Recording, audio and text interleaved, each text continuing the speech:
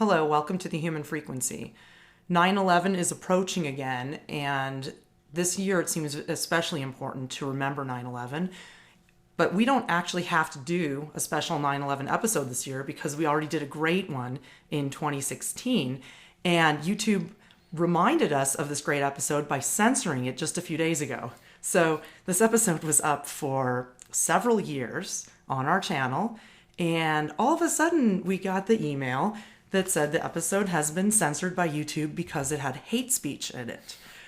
And we listened back to this episode, and it was so great that I took notes, and I'm on our own episode because I was reminded of so much that I hadn't thought about in a long time. It was an excellent interview we did with David Weiss, whose website is deepinsidetherabbithole.com, although now it redirects to Stop, Look, Think, I think. But if you just type deepinsidetherabbithole.com, it'll get you to his current information. I guess I was kind of naive to think that the first time we were censored, I said to myself, oh, they won't do that again. Well, silly me. But I knew they would do it again. I guess so. But the good news is there's no strike on the channel because of it.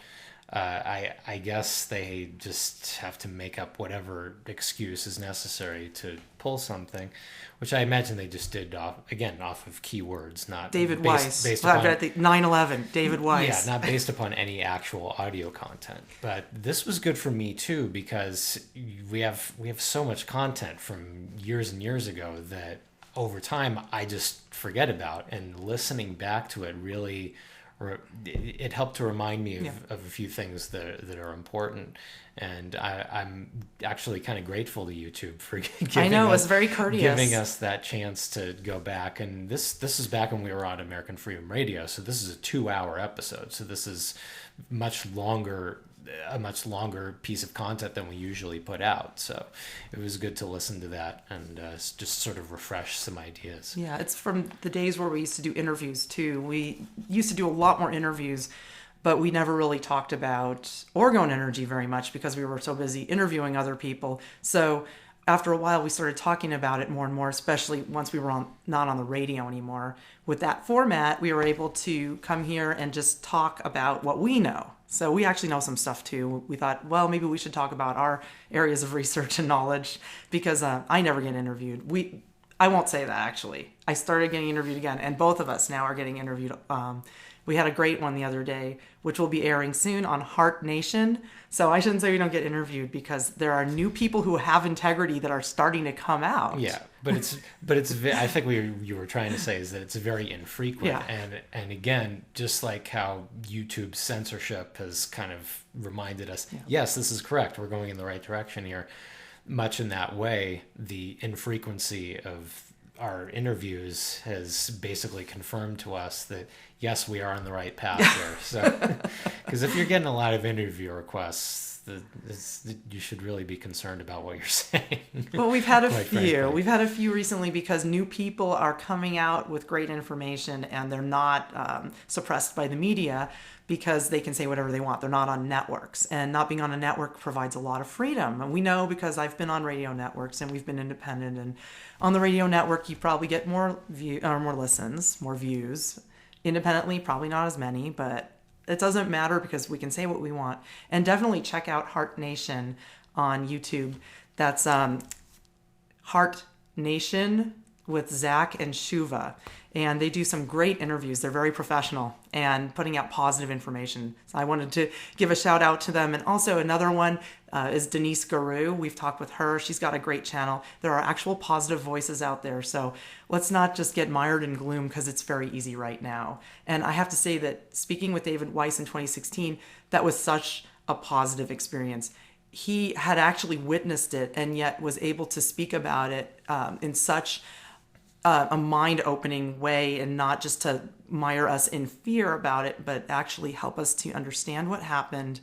And he quoted a lot of great information, mostly from Dr. Judy Wood. It was an unbelievable interview, and I didn't even realize how great it was because it was only months after that I finally read Judy Wood's book, Where Did the Towers Go? And then now it everything makes total sense to me.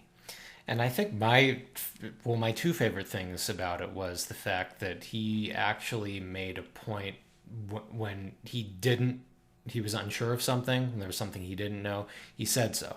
A lot of people in this field will just, if they don't know something, they'll just make something up, or they'll just make kind of generalized statements about things. But someone who can admit, yeah, this may be this, it may be that. We don't really know for sure. Right. I like that. Yeah. He's research-based. It's research-based information. And I'm actually going to go over some of my notes because I wrote down the key points. So if there's certain things that you hear here that resonate with you, that you want to know more about, that's going to be in the interview, which we are reposting following this introduction. So I just wanted to talk a little bit about it because it is 4 years after we did this episode and so much has changed. I think it's never been more important to remember this event that happened because it was earth-shattering, it was traumatizing for everybody, but at the same time, it was a catalyzing event that opened everyone's minds and made us start thinking differently. And when you listen to this interview in light of recent events of 2020 and things even more shocking in some ways, I mean, it's hard to imagine more shocking than buildings being destroyed and people being killed like that.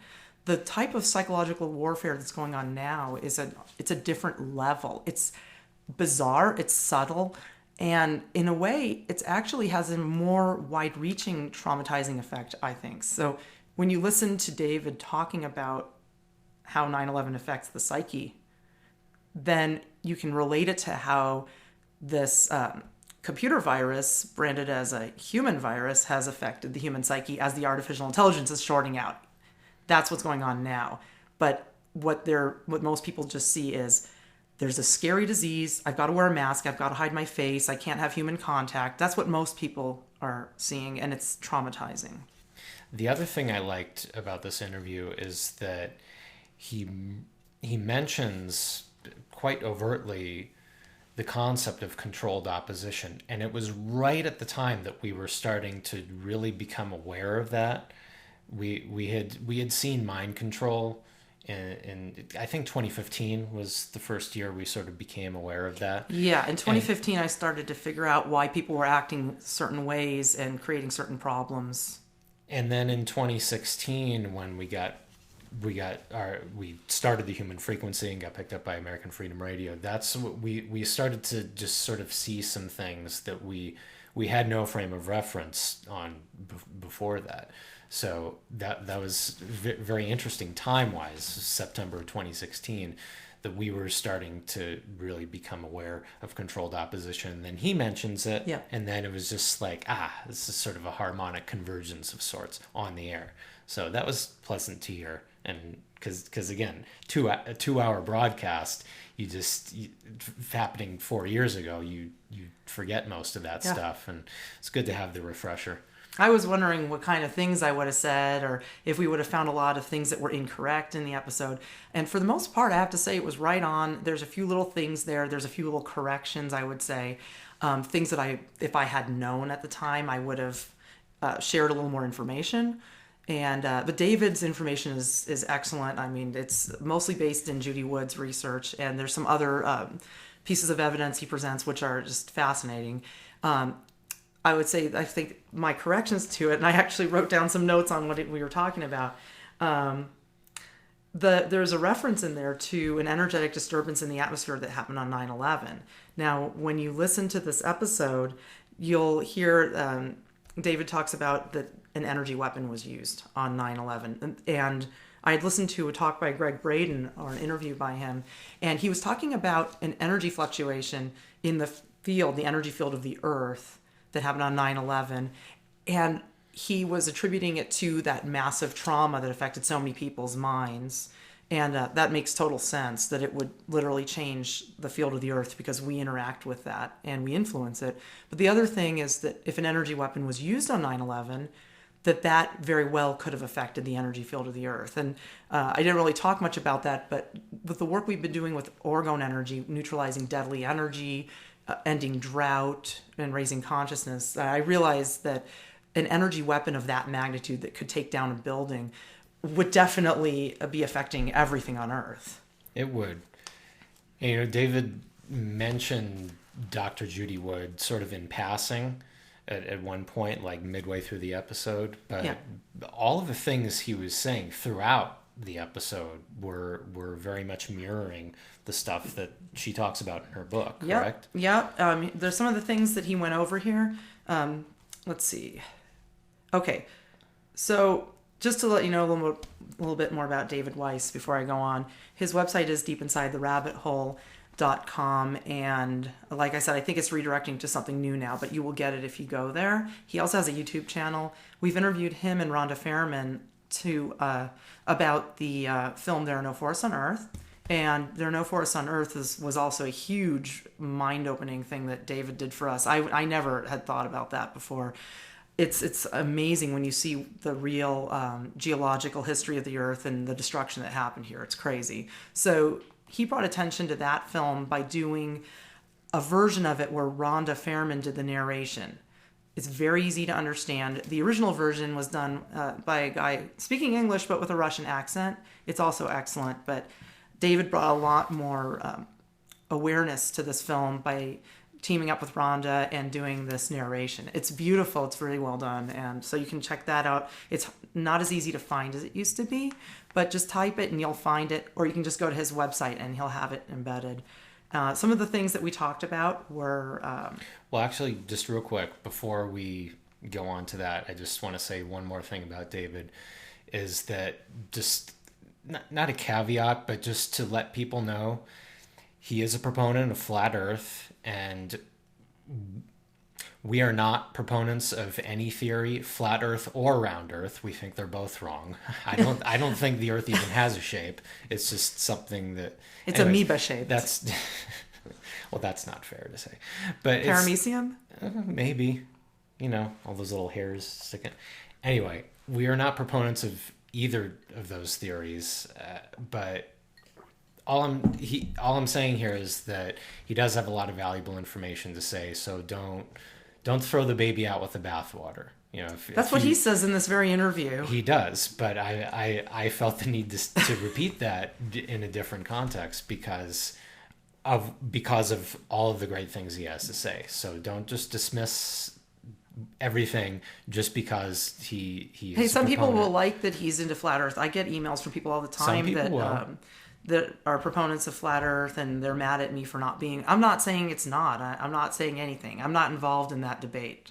I think that debate's a sideshow. It's a diversion. There's so much more to talk about. We can't understand the shape of our Earth. NASA doesn't know what they're talking about. Nobody knows what they're talking about. I don't trust anybody on this topic. Yes. They are. NASA are filthy liars. Yes, they are. That absolutely. That's beyond question. Don't get me wrong here. I'm just saying that there... As you said, there are those who will like that he's a proponent of flat Earth, and there are those that will not like it. I'm not involved in that debate, but I will say this. It's interesting to me how much the shape round Earth, planet, these kind of things have been pushed on people. I can understand that people are doubting it. That makes total sense to me. I'm not saying either way, because my feeling on it is in the third dimension, the Earth probably appears to be a sphere. That's how things seem to be laid out in the heavens and the sky. Things seem to be laid out in circles, globes, but the third dimension is not anything. I mean, it's just like a hologram to the mind. So it's really not what it is.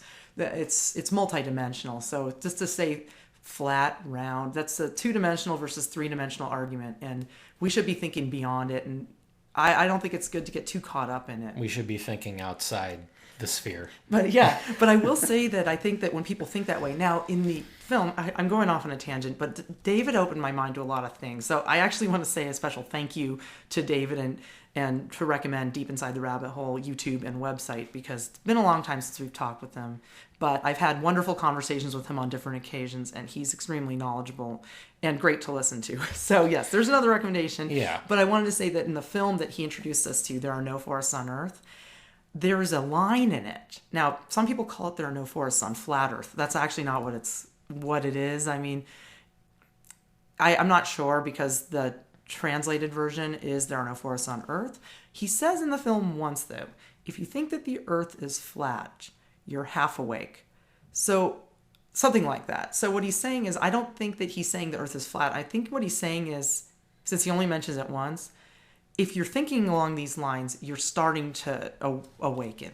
By rejecting the mainstream explanation, you're right. closer to getting to where you need to be intellectually. Right. That's what I think he means. So anyway, that's just one of many things that David talks about. But I really do enjoy his information. Mm-hmm. And well, we can't necessarily vouch for things he says about chemtrails. oh no, he doesn't know that topic. And I didn't know it as well back then either. Just another thing is that I did mention at one point Orgonite removes chemtrail aerosols, and that is something that I'm.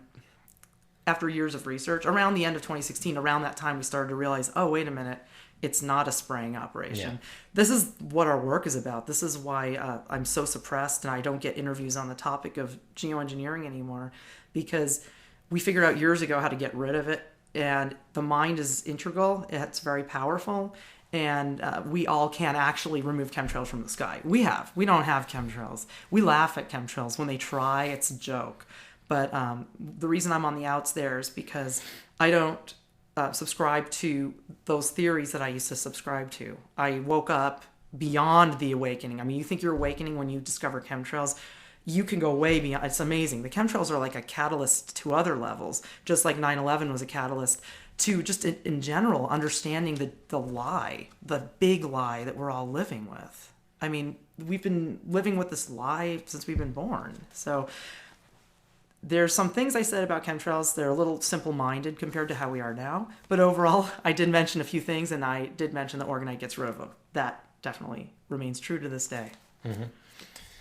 We were just becoming aware that it was an interdimensional battle going on. So, but yeah, most of the stuff in there is accurate.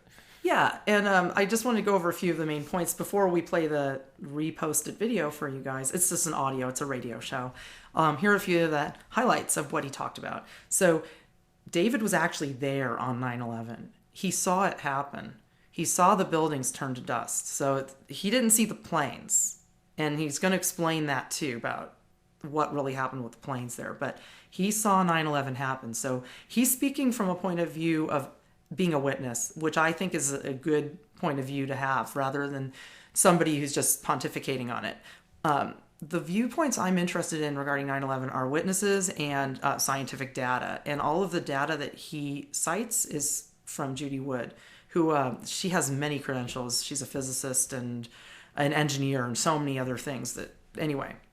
But he does get into architects and engineers for 9/11 truth. Judy Wood is on the outs with them, the way I'm on the outs with everybody in the anti-engineering world. And it's because she exposed them and she disagrees with their theories on 9/11. And she actually is correct. Hers is all research-based. It's extremely strong research. David goes over it. But he says that architects and engineers for 9/11 truth are gatekeepers and controlled opposition. And I actually interviewed Richard Gage back in 2015 with Richard. I was with Jim Mars at the time on Talk Network. So I was Jim's co-host, and we had a very difficult interview through very crackly wireless technology with Richard Gage. And I remember that you were really frustrated. Like it was just so hard to record him and everything. Anyway, I love Jim Mars. He's been a friend to us for the time we knew him, which wasn't very long, but he's great and he loved the Orgonite. And I worked with him and did this interview. We did another one with Rebecca Roth. These guys are not aware like Judy Wood. Looking back at those interviews, I can't believe how everything was just speculation for the most part, whereas hers was hard research. So I have to say I interviewed Richard Gage, but I'm not in agreement with his thermite hypothesis.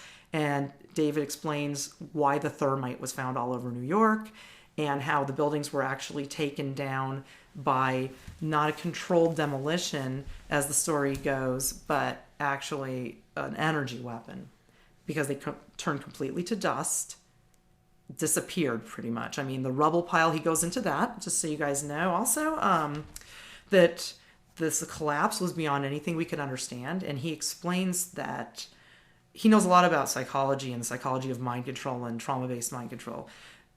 Because we couldn't understand it, we had to put an explanation to it. And the mainstream media came up with one right away. The alternative media came up with one soon thereafter. But what really happened, Judy Wood actually tells you what happened. She doesn't tell you why, but she tells you what. And that's the first step to understanding it. Because what can be understood? Why why, to answer the why would inevitably require speculation, and she doesn't do that. She only talks about what she can prove. So that's something I appreciate too, because once you start speculating, trying to fill in the blanks with our understanding that already exists in our heads, that's when you always go wrong when you try and do that. So one of the points that David made about Richard Gage and architects and engineers was that it was really, they just came out right there for people who, they saw the official story as being complete nonsense, which it was. So people who could see through that right away, they'd go there to that explanation. But if it was a controlled demolition with thermite, as Richard Gage said, then why was the rubble pile so small? So he explains that. Again, that totally coincides with Judy Wood's research. It's totally correct to that. And a few other points he makes. He talks about the CGI of fake planes and how they created the effect of planes. There were no planes on 9/11, he says. One of the most amazing parts to me was that he was talking about people who were watching the buildings burn. And then so the first plane had hit and they were watching the buildings burn. And then they heard the sound of another plane. They turned to see it. So that means the sound was coming from somewhere else. They turned to see where the plane was and then turned back to the building, and the second plane had already hit, or the second explosion happened. So they didn't look and see a plane hit the building. They heard it, looked back, and it was already done. And then their minds created an image of a plane hitting the building based on the sound, which was very fascinating to us. They looked back, and it wasn't there. So they went back to the building, and boom, the second one was hit. So he describes this as creating a fake memory. With that plane sound, the mind creates this. And this is a form of trauma-based mind control. And people convince themselves because of that sound that they saw another plane hit. I can tell you that I always hear the sound of a plane and don't see a plane. We see this all the time. I will sometimes see a plane and not hear it. Most of the time, if I can see it, I can't hear it. What's that about? If I can hear it, I can't see it. Is that evidence of more holographic activity? Because I think that the planes that hit on 9/11, well, I don't think they were planes. I don't think planes hit on 9/11. When you read Judy Wood's book, if you read it, it's an amazing book. It's like my favorite book after Contact with Space by Wilhelm Reich and the Bible. It's an amazing mind-opening experience to read this book. It's a textbook. She explains everything. There's nothing left out. And I know there were no planes on 9/11 based on how quickly the building, it didn't pancake, it just dustified. That's the word she uses. That's the word David Weiss was using, dustification. Mm-hmm. The sound of a plane and no plane. A plane and no sound. This I see every day because we're always working with the sky. And also, where did the plane go? That's a good point. It hits a building. This is an airplane. This isn't just like a car that's going to stop suddenly. This is an airplane hitting a building at anywhere from 400 to 600 miles an hour. Where did it just, like, it hits the building and then suddenly there is no plane. There's nothing going. Wouldn't it go past the building? Wouldn't the flaming wreckage be continuing to go at that speed, at that velocity?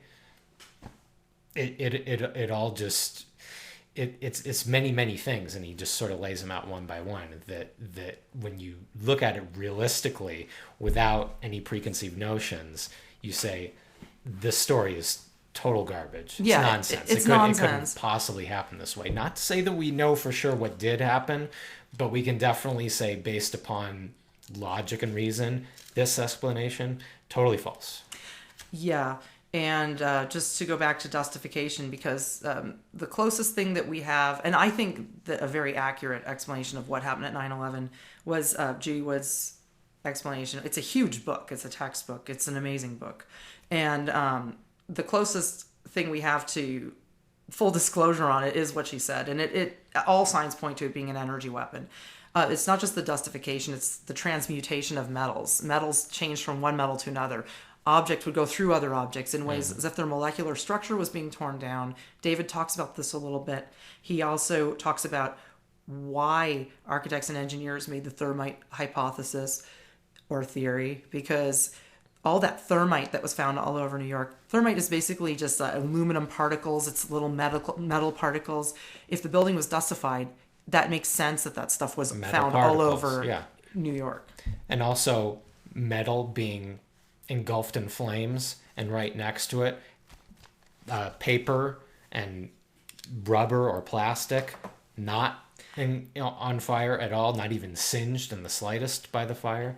That kind of thing. Sort of the same thing we saw in 2017, those fires in Napa County. Oh yeah, up in Santa Rosa, where we did orgonite gifting, and that's in my book too, and it's on the blog. We did a gridding of Santa Rosa in January of 2018 to heal fire damage.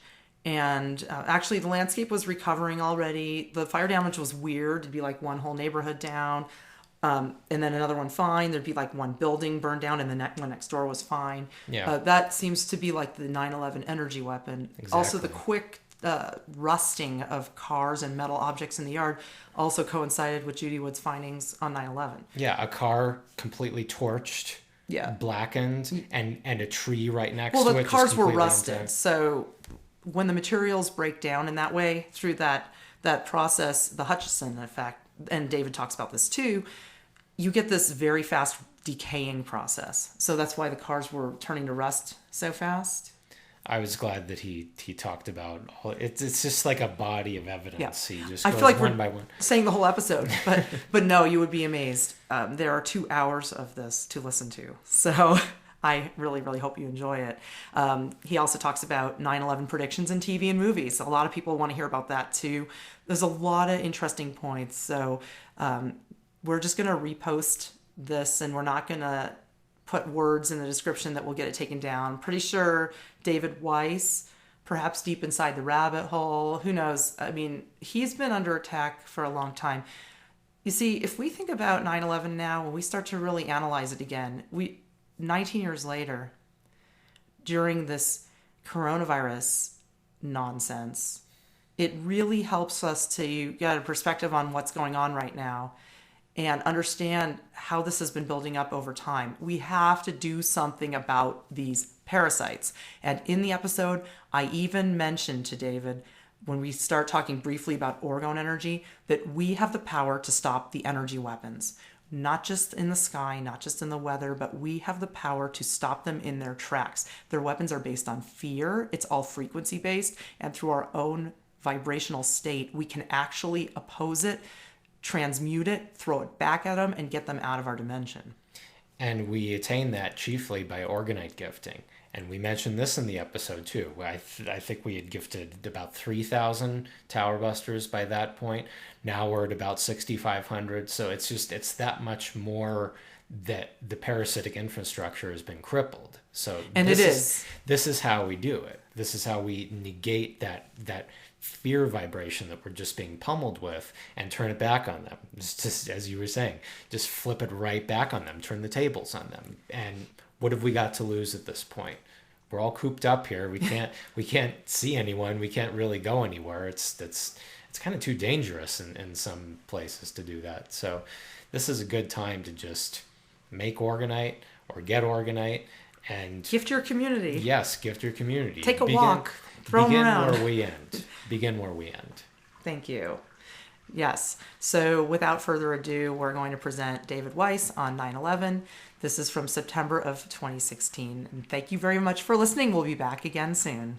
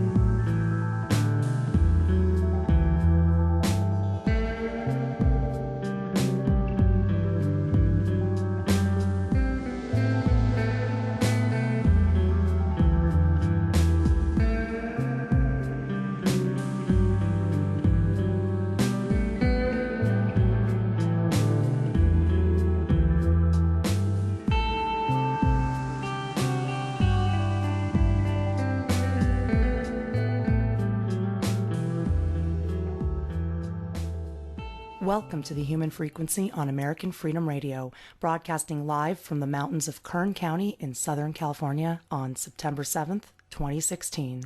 Yes, we are in the mountains, so I am on the lookout for some Islamic extremists wielding box cutters, trying to drive a couple of planes into the mountainside. So far, so good, but, you know, I'm not letting down my guard.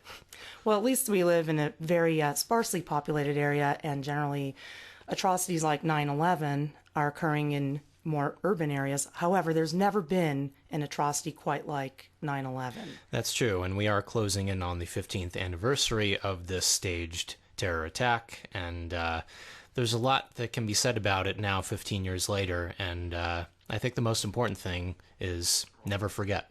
Yeah, we have to remember it, and I know that there are probably young people out there who were very young when it happened and don't think about it the same way as older people who either witnessed it firsthand or saw it on the news. And it was definitely a devastating day, and it changed the climate in America forever. I think nothing is the same since 9/11. So climate change is real. So it is absolutely real when it comes to the socio-political climate following 9/11. Yes, I absolutely agree with that. And without further ado, I want to introduce our guest for this evening, David Weiss. Now, David lives just outside of New York City, and he was a witness to the destructive events of 9/11. What he saw that day made no sense in the light of what the media was saying, necessitating a further investigation into the events and setting in motion his personal journey. This research led him, This research led him down many rabbit holes over the years, and he realized that the official story of 9/11 was not only fabricated, but impossible. As time passed, other staged events took place, but for David, none were more poignant than the Sandy Hook school shooting and the Boston Marathon shooting, both of which were not merely staged, but in fact never even happened. He started a weekly podcast called Deep Inside the Rabbit Hole, which ran for 3 years and discussed all the great deceptions of the day. His Facebook page, Exposing the Big Three, focuses on 9/11, the Sandy Hook hoax, and the Boston Marathon hoax. He is always deconstructing and exposing dishonesty in the media, and considering the immense volume of dishonesty there, we are glad he could take 2 hours to share some of his observations with us. David, thank you, and welcome to the Human Frequency. Hey, thanks for having me. I'm glad I could be here. So, David, first things first, where were you on the morning of September 11th, 2001, and do you have an alibi? I kind of do. I was packing my bag on the end of my bed. I was heading to LaGuardia Airport to fly to, where was I flying to? Ohio or wherever I worked, somewhere out west, somewhere up there. And the first plane hit. I was actually listening to the Howard Stern show, and they said it. I turned on the TV, and then I called my client who was in Manhattan at the time, and I said, "Hey, I think our plane's going to be delayed." And just as I said that, the second fake plane hit and our cell phones went dead. And I scratched my head and I was like, all right, my plane's definitely canceled. And I turned off the TV and I went down to the shoreline where I had an unobstructed, extremely clear view of Lower Manhattan. And I watched the buildings turned to dust before my eyes, and it just didn't make sense. That must have been extremely frightening to see it. You know, I with my naked eye, I could see it very clear, but I had binoculars and I was zoomed in. You know, I could see it in the extreme detail, and you know, the only explanation I had is that the buildings collapsed. You know, because that's what the radio that I had on in my ear was saying, and the building was gone. There was this weird column of smoke that remained in place for an extended period of time. And then that's when I left to go pick up my kids from school. Oh, my goodness. That must have been extremely frightening to see. And it sounds like from what you were seeing, there weren't planes. You didn't see planes. You just saw the buildings collapsing. Well, Well, hang on. The planes hit when I was still home. You know, what they showed us on TV happened when I went home. So then I went down to the shore and watched the buildings, in quotation marks, collapse. Right. But they basically just turned to dust in midair. Yeah. Well, you know, I believed the story at first, and it wasn't until a couple of years later that I started to really think about it. As did I. And actually, when I started to think about it, it was because I heard Jesse Ventura on the Howard Stern show talking about it, and it made total sense to me what he was saying about how jet fuel couldn't have melted those beams. And I really had not given it a second thought. I really thought that it was terrorists with planes. You know, I feel silly that I thought that, but I was younger and it wasn't really on my mind, and I lived on the West Coast. So when I started to think about it more deeply, I realized, yeah, there's definitely something we're not being told here. And I just was wondering, what was your initial reaction to it? Did you immediately, like, it was immediate that you didn't believe what you were hearing on TV? So what they told me, it didn't click, but I live in a town where, you know, half of the men in this town and women work on Wall Street. And, you know, so this was, you know, what was happening in the city was going through my head, was clouding my judgment emotionally on what I really saw and what the news media was saying. And back then I knew that the news media lied, but I didn't think they could lie about something like this. So I didn't say anything for 4 years. I thought about it and I started looking into it. And I came across somewhere in that time span, I forget the time span, Loose Change and Sophia Smallstorm's 9/11 Mysteries, which really started putting some of the puzzle pieces together. And, you know, then I just started looking more and more. And then I realized, you know, it definitely wasn't airplanes that made the buildings collapse. Mm-hmm. For a while, I fell into the trap, and most people don't want to hear this, of architects and engineers for 9/11 Truth, which I believe is a gatekeeping group to stop people from really finding out what happened in 9/11. Wow. It's just a yeah. Well, that's intense. Yeah. Okay, I love when the controlled opposition gets exposed. I have actually interviewed Richard Gage, so I'm kind of curious to hear what you have to say on it. I'm extremely open-minded about this. So yeah, and we deal with a lot of layers of that controlled opposition on our show. So this is just another element where that exists. But I want you to know, go ahead with it and let me know what you're talking about. So let's just back up a little bit on how we survive in this three-dimensional world that we live in. Every single thing that we see with our eyes and sense with our senses, we have to put an explanation on it, or we become disoriented. Like if you're sitting there and across the room a pencil falls off the desk or something, you have to have an explanation. A gust of wind, a mouse, the cat, the table's tilted. You know, there was a vibration, something. Because if something is unexplainable to you, it's not a comfortable feeling, and everybody needs to explain. So on 9/11, we saw airplanes hit the building on TV, and we saw the buildings go away. And the only explanation we had was they collapsed because planes hit them, because there really was nothing else in our toolbox. Yeah. So then comes Richard Gage with the Architects and Engineers for 9/11 Truth, saying it was controlled demolition. And then you listen to his story, and it's a great one. And you look at his story compared to the official story, and he gets a passing grade. The official story gets an absolute 0 because none of it makes any sense. Mm-hmm. And so now you have an explanation, and you stop looking. You stop looking for the truth. But his explanation falls short on tons and tons of other evidence that does not have an explanation. For one, the rubble pile was a 1-story high. 210-story buildings fell. There was an ambulance parked right at the front door that had no debris on it. And there was only a very small pile. Mm-hmm. You know, so the question is, you probably know where I'm leading with this. Where did the towers go? Yes. And the problem, well, I just want to say real quick, the problem with this human need for an explanation to everything, the problem arises where people would believe just about anything. And Yeah, the most damning part for me was, what about the planes themselves? The engines, no fuselage, no engines, no nothing. It was just completely. So yeah, so for last of for the first half of the time since then, since 9/11, the idea of no planes wasn't anything that even researchers wanted to look at. They couldn't believe that because what about the tens of thousands of people that saw the airplanes? Yeah. How could it be done?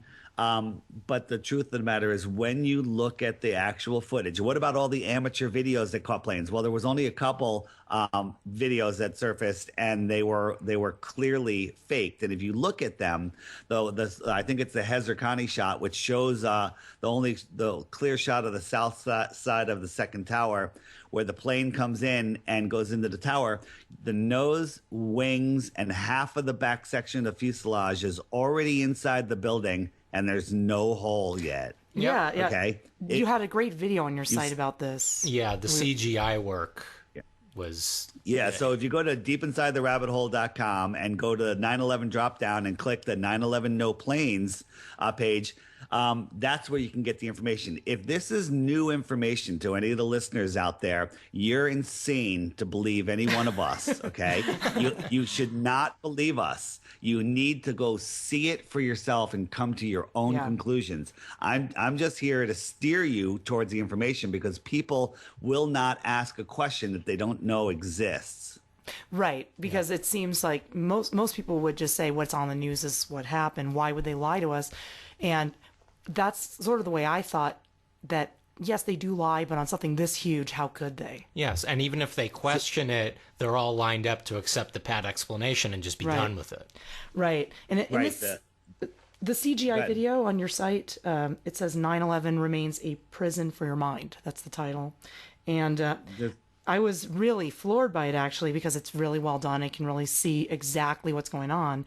And the plane really just went through the building with no... Yeah, like 2/3 of the plane is already just has merged with the building. And no debris yet. And I noticed if you watch that... Yeah, if you watch that clip even further, the left-hand wing goes behind a building that is past the towers. That's you have right. to see it, and that's called a layering issue with the Avid software that they use to insert the airplane. And then if you watch the other wingtip, as it, from your point of view, crosses the corner of the building, it goes behind the beam of the corner for half of before the layering figures it out, and it's just complete and total fakery. Like if you saw that in a movie today, you would go back to the box office and ask for your money back. Well, that's 2001 technology for you, and I think anybody who does film editing would be able to spot that in a second. Right. There's a video called on the No Planes on deepinsidetherabbithole.com called The Key. And it's really worth watching. It's a guy. There's some guy put it together. His name's Ace Baker. A lot of people have issues with him where he did some crazy stuff. Doesn't matter. Don't throw the baby out with the bathwater. He explains what happened, how they did it, how simple it was. Remember the main shot that we all saw that was on CNN, Fox, on all the news channels, where they're showing the towers before the second plane hit, and all of a sudden the plane comes in from the right side of your screen, hits the building, and it explodes. Yeah. Remember that? Yeah. That was the famous shot. Well, that was shot by the Chopper 5 copter, who they said was on the scene, but it was really over 5 miles away. And he's got a wide angle shot with no plane to the right. And it zooms in, zooms all the way into the building, and then all of a sudden a plane is there. There's no way a plane could have gotten in that shot. Right. But the guy that filmed it, his name, and I always get his name wrong. It sounds something like Cy Symington. He wrote the software, the Avid video software, and teaches the course on how to insert aircraft into live video footage. Okay, so there's a class on how to do this. Not the slightest bit incriminating. There's a class on how to insert airplanes into footage. So there you go. Yeah. And he wrote the software, and he happened to film it, but they had errors. A lot of errors happened on 9/11.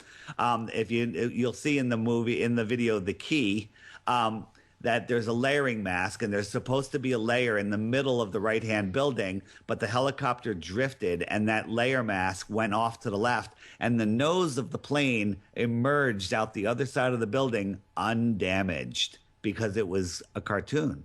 And that's impossible. Have you ever seen a bird hit a 767? It destroys the nose, a bird. Okay. And this thing went through steel and concrete, 57 core columns in the middle, and came out the other side without a dent on it. It's a miracle. so when it's actually embarrassing. It's embarrassing. Once you see the truth, people have a hard time really looking at it because you feel embarrassed that you ever believed the garbage that they put out to us. I don't feel embarrassed myself, and actually this is something interesting you bring up, is that many times people don't want to hear these things because they don't want to be told they were wrong or that they've been lied to. People have a very, very hard time accepting they've been lied to, and we've been lied to about almost everything. So I can't think of much that we haven't been lied to. Yeah, we could get into that. You know, I've been asked that many times. Hey, Dave, you know, everything can't be fake. You know, therefore nothing's fake, which is the most fluoridated, vaccinated, GMO thought process I've ever could think of. Here's the problem. The only thing I have that I'm holding on to now just with my fingernails is that Sully landed the plane on the Hudson River, and now I'm having doubts about that. Well, it warrants research. I mean, this is not something where even any one story is correct. And I hear people debunking the debunkers, and I hear everybody's arguing about it. Seriously. But in the words of Dr. Len Horowitz, you have to be a mental midget to believe the mainstream media story. Right.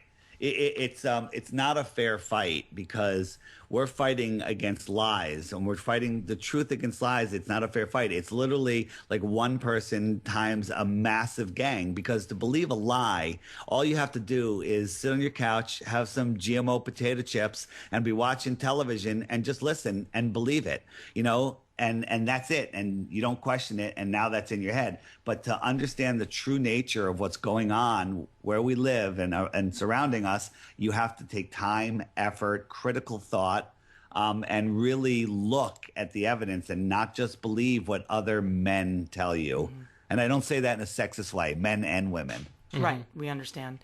Yes. Yeah. Well, my question is, while the first tower was burning, and people were on the scene, obviously, watching the towers, since no plane actually hit the second tower, what did they see? Yeah, so that's a good one. And I actually have talked to many people. So the first plane hit, they're really clearing out Manhattan. And if you've ever been in lower Manhattan, it's difficult to get a clear shot of the towers unless you're very close. Because there's buildings in the way, or you're very far or very high. So there's not that many people down there, but there were people. I'm sure there were. And there's some radar data that shows that a plane did fly by. Someone even videoed a plane flying by the tower right after the second plane supposedly hit. And so my speculation, and this is just my speculation, is, and due to what people said, is a plane flew by, and perhaps it was a military plane that was projecting some sort of image that made some people think they saw an airplane, but that's not what we saw in the videos.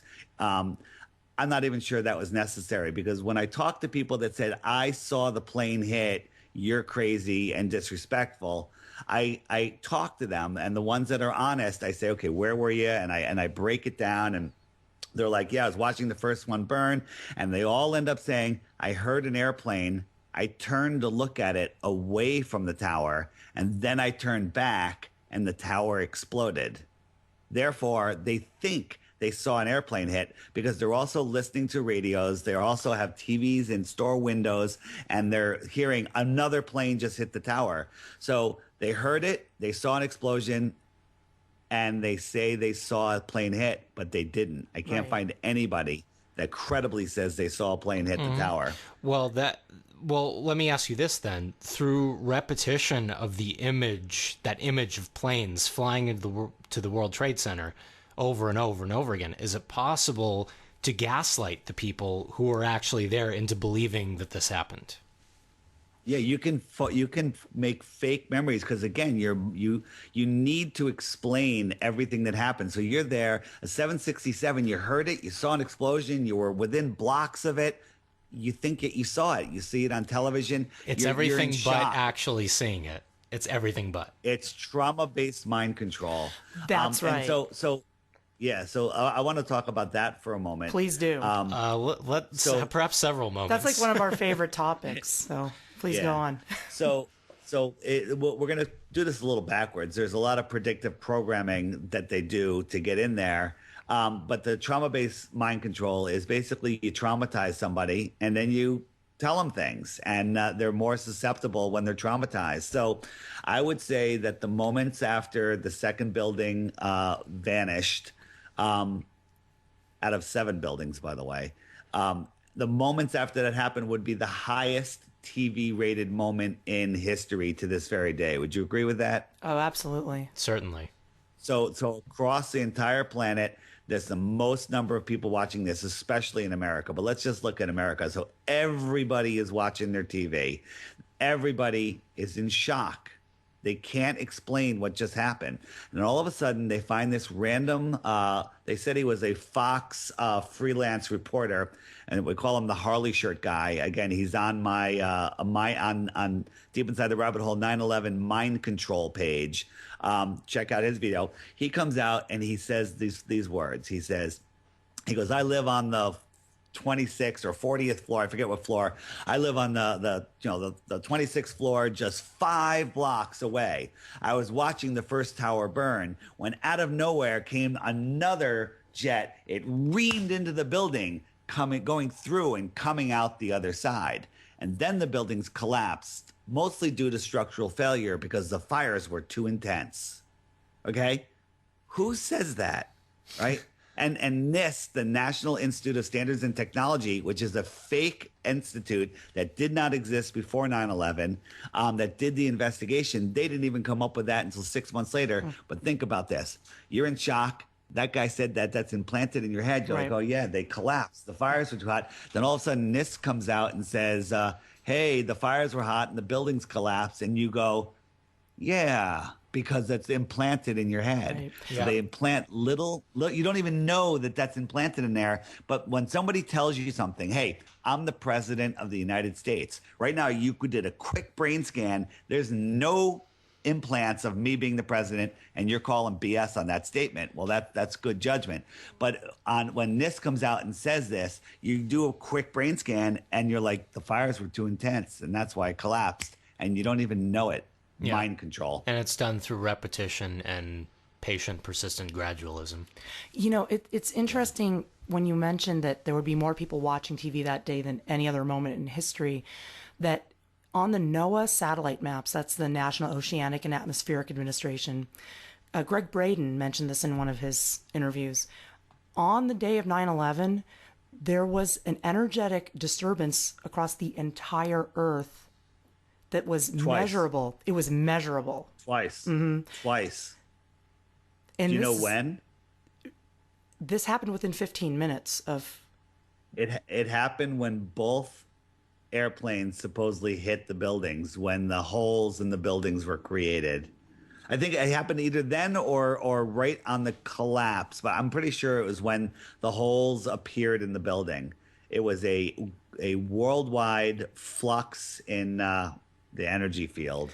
Right. And Greg Braden also referenced the fact that because so many people were so deeply traumatized by this incident, that actually was part of what was changing the field of the Earth. So it wasn't just the planes hitting, but it was the human reaction worldwide, because this was not just a traumatizing event for Americans, but this event changed the entire world and was the catalyst for us losing our freedoms, but at the same time, awakening moment for so many people. Yeah, absolutely. It was a theft of human consciousness, and we're in a war that people don't even think exists, and it's a war for consciousness, Absolutely. Consciousness and energy, and most people, we've been browbeaten through the de-education system to believe that all of that is hogwash, and science, which I call scientism, is the way, is the reality. Mm-hmm. I know. I've been told I'm anti-science because I don't necessarily buy what's on television. I'm actually pro-science. I like to see new discoveries. And the people who just believe what they're told without critical thinking, they're actually the ones who are anti-science. It's turning it, like David said, it's scientists. It's become a religion. Mm-hmm. It's turning it all backwards. It is. And what's even the InfoWars slogan? Now, of course, I know that Alex Jones is couple cans shy of a six-pack, if you catch my drift, but the slogan is "There's a war on for your mind," and that part is absolutely the truth. Yeah, I used to be an Alex Jones listener, and he puts out some good stuff, but the best opposition is, you put out 90% truth and 10% garbage.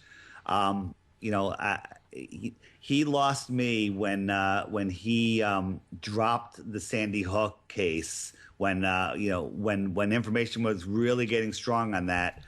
He doesn't even bring it up anymore. So I don't know if he was told, hey, you bring this up, your show is going to end. And he's like, well, I better not bring it up because at least I can get some information out. That's something that I kind of hope is true. I don't know if it's true. But I believe he's affiliated with ABC, isn't he? I don't think. Yeah, I don't know. There's got to be so much mind control going on with that guy that it's just it's impossible to discern anything. Well, with that said, I actually would like to go back to the whole mind control aspect of 9/11 because that's huge. The way this has impacted the psychology of everybody in this country. People have lost their ability to think on 9/11, and people they drop down into fear mode, low vibration, and then they ask the government, "Hey, protect us, take away some of my rights. It's okay, I'm okay. I want protection," and it never works out well that way. The project for a new American century was composed before 9/11, and it was a plan to invade Syria, Iraq, Iran, Sudan, Afghanistan, Libya. And they said they need a new catalyzing event, like a new Pearl Harbor. And then boom, a few months later, 9/11 happens and we're in all those countries. Yeah. Well, I oftentimes with this, I think of the Kennedy assassination. I mean, it's over 50 years ago now. Enough time passes, it can kind of open up the dialogue in some ways. So I want to ask you, with this 15-year anniversary coming up, has enough time passed that people can have that? They can kind of have an open discussion about 9/11 without just this vitriolic reaction that was really commonplace right off the bat. Yeah, like for the first 4 years, if you even suggested something, people like, how dare you, dishonoring the dead. Well, guess what? I'm honoring the dead, and the people that are brain dead to what's really happening, they're dishonoring them, and I won't stop. And there's lots of people, but when you bring it up to people, as little as 3 or 4 years ago, you would get a pretty bad reaction. But an awakening has happened. And I believe that awakening really kicked into gear in 2012. That whole December 21st, 2012. Yeah. It was true. I believe that was a pivot point. Yeah. That's an awakening point. And think about it on a bigger scale than just waking up in the morning.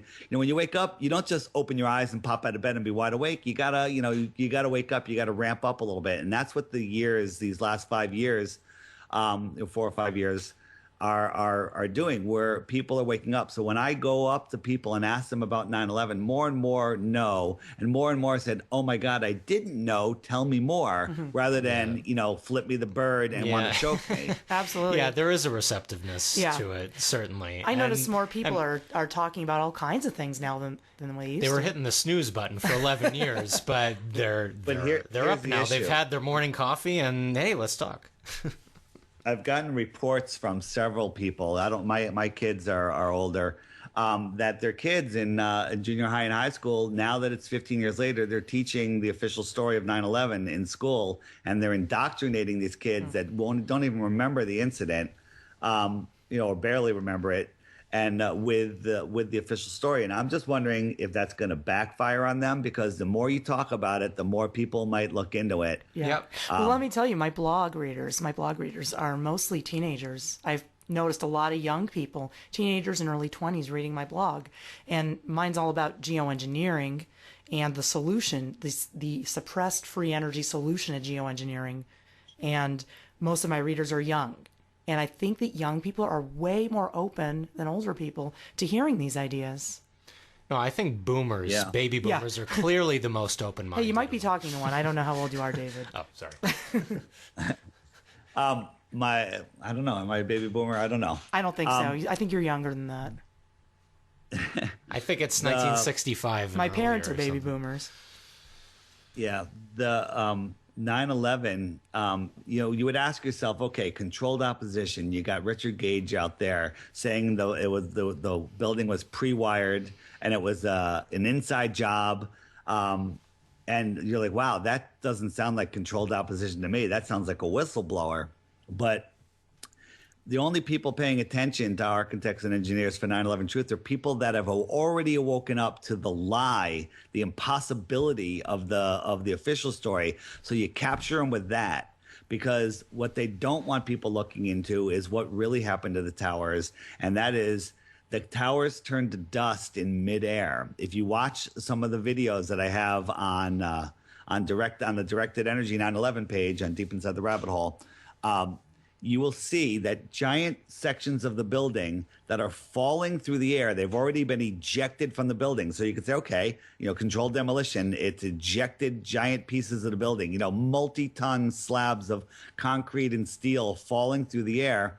They never hit the ground. They turn to dust in midair, and you could see it in high definition.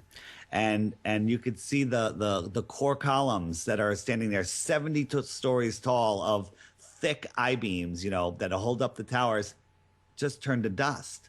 And so the answer is there is a weapon that can turn a building into dust in midair. I'm not saying what it is. It happened. Therefore, there's a weapon that can do it.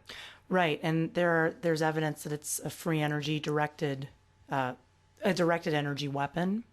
And what Richard Gage was talking about was thermite.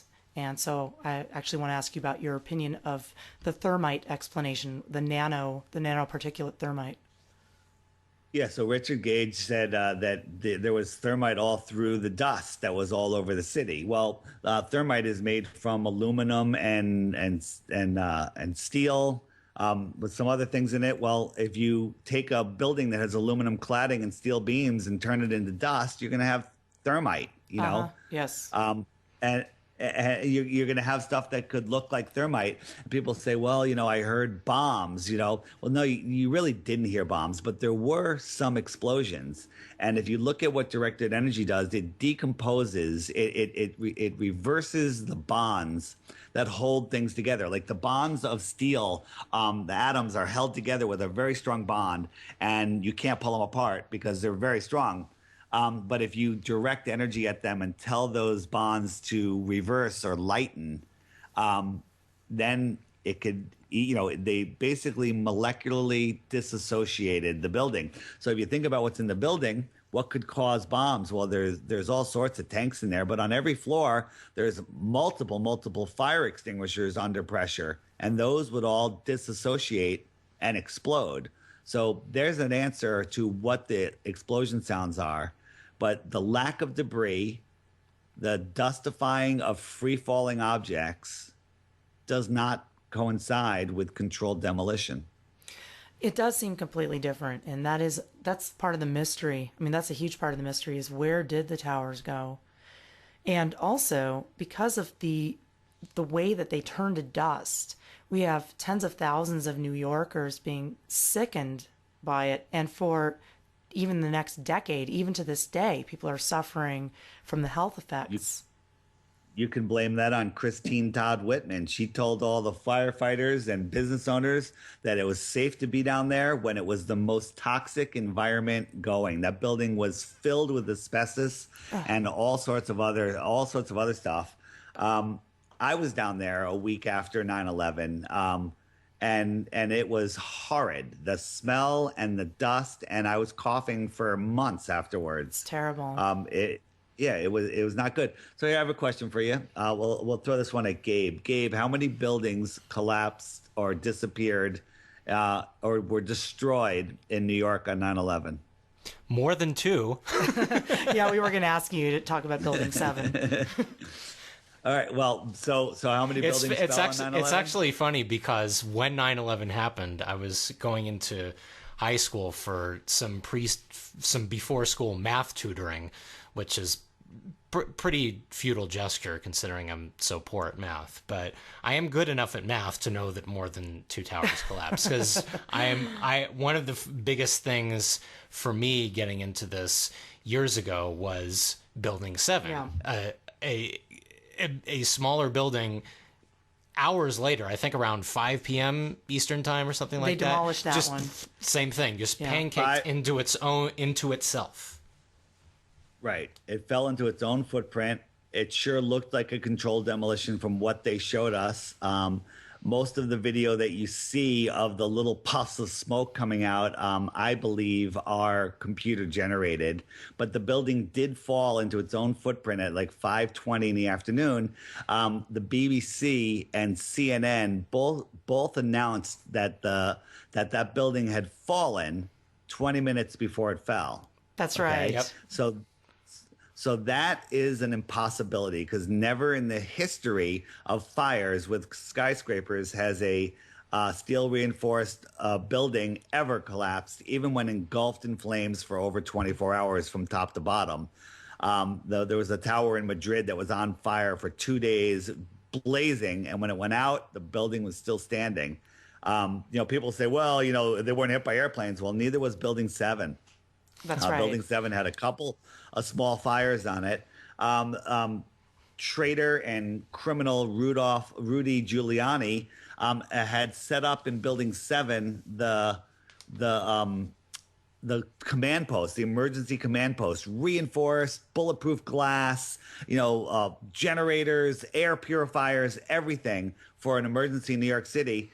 And he abandoned it. And when asked why, he said he was told that the towers were going to collapse and that they needed to evacuate the building. Okay, so one, the towers hadn't even collapsed yet. Who would even fathom that they could collapse? And then later, when he was asked who told him that, he said, no one ever told me that. He said, no one ever told me that. And we have him on film saying both things. He's a liar. He's involved. And, whether he's willfully involved or, blackmailed like, everyone else in the government, I don't know the answer to that, but he knows that he's lying. Rudolph the long-nosed liar. Yeah, exactly. Yeah. I was actually very interested in that portion of your website where you talked about Mayor Giuliani and that he actually was involved in the destruction of the crime scene at 9/11. So he was very deeply embedded in this. Right. So right after, on the evening of 9/11, hundreds and hundreds of dump trucks were brought in. They were staged, ready to go, and they were removing evidence. And not only removing it, they were destroying it. They were burying it. They were shipping it to China, which I don't even believe happened. But they basically destroyed the most important crime scene in history by getting rid of as much evidence as they can.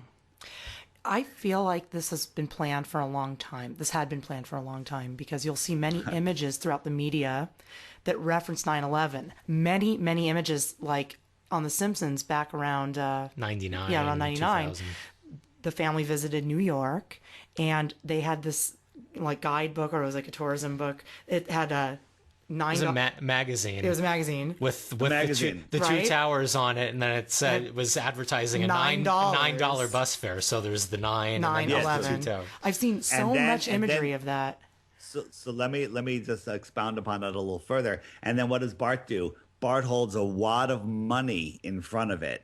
So 9/11 and the money. On my website, the most important video, and you probably haven't seen it, it's on the 9/11 mind control page. It's called the Rockefeller 9/11 and the Rockefellers and Money or something like that. Basically, we were talking about how this is a spiritual war that we are unaware of. That's why it's so difficult to fight it for most. But 9/11, in the years leading up to 9/11, they changed all of our money except the $1 bill. They changed the 5, 10, 20, 50, and $100 bills. The backs of them, they changed. Some of them a lot, some of them just a little bit. So when you fold it up like an airplane, have you seen this? Oh, I've seen this. I did that to Sharon. Yeah, when we were first dating, I folded up a 20, and I couldn't believe made it. that shape. But you did it with believe a it. 20, but did you know it was the 5, 10, 20, and 50, and 100? And they show it all in different stages. They show the towers burning. They show the towers collapsing. They show the Pentagon. It's unreal. Well, I used this. I used the 20 because I wanted Sharon to think I was a high roller when we were first going. Yeah. Yeah. So He fooled me. So, and if you look at the image, they're all through an arch, and that arch is the arch in Washington Square Park that frames those buildings perfectly. And in the years leading up to 9/11, they did an $18 million renovation on the park to move a fountain. And instead of moving it into the center, which would have made sense, they moved it 15 feet to the left or whatever. So it also lined up with the arch and the towers. And that's what the $100 bill shows. It shows it shooting the fountain up, which symbolizes a blood sacrifice. So the Rockefellers and the Money on deepinsidetherabbithole.com under 9/11, under mind control. It's a 15 or 20-minute movie that will blow your socks off. Mm-hmm. I also again, by the way, that's by a YouTuber who calls herself Betsy Lee McGee. I did not make it. You saw the Rudolph Giuliani. There's a series that Richard Corbett. What's his name? James Corbett. James Corbett. He just put out a series, one on Rudy Giuliani, one on Philip Zelko. I can't even say his name. Zelkow. I'm totally butchering his name. I'm sorry. And then one on Christine Todd Whitman. Yeah. So, but that's on the 9/11, the second intro page. Again, for people that are new to this, take some time, turn off the TV for a week, go through my 9/11 pages, and find out what really happened on 9/11. I still think we don't know, though. I mean, I think you have pointed in the most accurate direction. I still think there's so much to uncover. That's the base level for people, is at least getting to the point where they recognize the official story is BS. Once that level has been reached, then it's just the next one after that, and then it's natural. It's an organic process to uncover all that. And actually, I recall seeing a screenshot of some comic book from the late 80s, I think, that showed two burning buildings that looked suspiciously like the towers. Those towers were built to fall. They were built to be destroyed. And I'm starting to see that and thinking about how much pollution was put into the air and how much people suffered. I wouldn't put it past the parasites like the Rothschilds and the Rockefellers to orchestrate this from the get-go. Oh, this was planned before the buildings were built. This was, the Rockefellers orchestrated this. Maybe people above them, I have no idea. And in Rockefeller's office, it literally was like the perfect seat to watch this from. He had the perfect view right down, looking at the towers from his office. It's crazy. It's sick. It's completely insane and psychotic and parasitic. That's how I see it. And I'm actually wondering if this was the moment for you that led to all of your other awakenings, because your website is so jam-packed with information. It's a rabbit hole in itself. Was 9/11 what got you started? 9/11 is what got me started. And then I started looking into, the Federal Reserve and the money system, which is another just hoax. And I was on that for a while. And then I forget the order of everything, but Sandy Hook in Boston happened, and I saw through Sandy Hook within 5 minutes of news coverage, and that's when I started looking into that. There's a great video that I was one of the back researchers on called "We Need to Talk About Sandy Hook," also linked up on my Sandy Hook page. That it's if you sit down and watch it, you'll know. Even if you believe the official story of Sandy Hook and you watch this movie, you'll no longer believe, and you'll know that you were deceived. But the problem is, somebody that doesn't, believe, that thinks that we're crazy, isn't going to sit down and watch a 2-hour and 46-minute movie. They're not. Yeah, they're not even going to watch a 2-minute 46-second movie. It's just it's a keyword shutdown. I literally have a friend who debunked my entire body of work because she looked at Wikipedia for 30 minutes, and I spent years on my 30 research. Minutes. Come on, you're giving way too much credit there. Yeah, exactly. Yeah. So what I do is I actually took that on the website and I broke it down in chapters, so you can click on a chapter. I have lots of short videos on my YouTube channel, which is DITRH, stands for Deep Inside the Rabbit Hole. I have lots of short videos, and basically they're just videos that really get to the point, less than 5 minutes, 2 minutes. Some of them are under a minute. And that'll get you to watch a 10-minute one, and that'll get you to watch an hour one, and then you're hooked. Yeah. So a couple months ago, we were on Chuck Acelli's show, and he was on our show. We did a little 4-hour special, and he pointed out the difference between a hoax and a false flag. And I prefer, like him, to use the term staged to false flag. But Sure. So what it's implying is more or less the same. So I wanted to ask you just to clarify the difference between a staged event and a complete hoax. So I use the word false flag, and maybe I can change it to staged, but staged and hoax go more together to me. False flag is an attack that you blame on somebody else. So that's what happened on 9/11. We had an attack. The buildings were destroyed, so real damage happened. Yes. The question is, did 3,000 people die? And the answer is absolutely not. It's far less than 1,500. It might even be less than 500. There's groups out there that say not a single person died on 9/11. Okay, and that's really hard to wrap your mind around.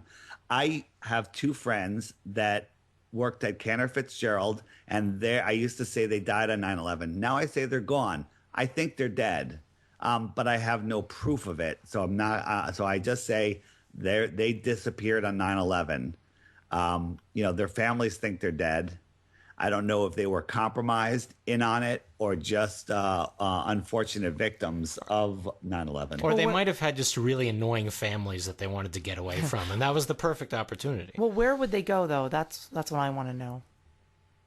Well, they could go anywhere, because basically you change someone's hair color, you give them a new name, you send them not even to another country, you send them to another state or even the town over. No one's going to see them, but they're sending them to other places that we don't have access to.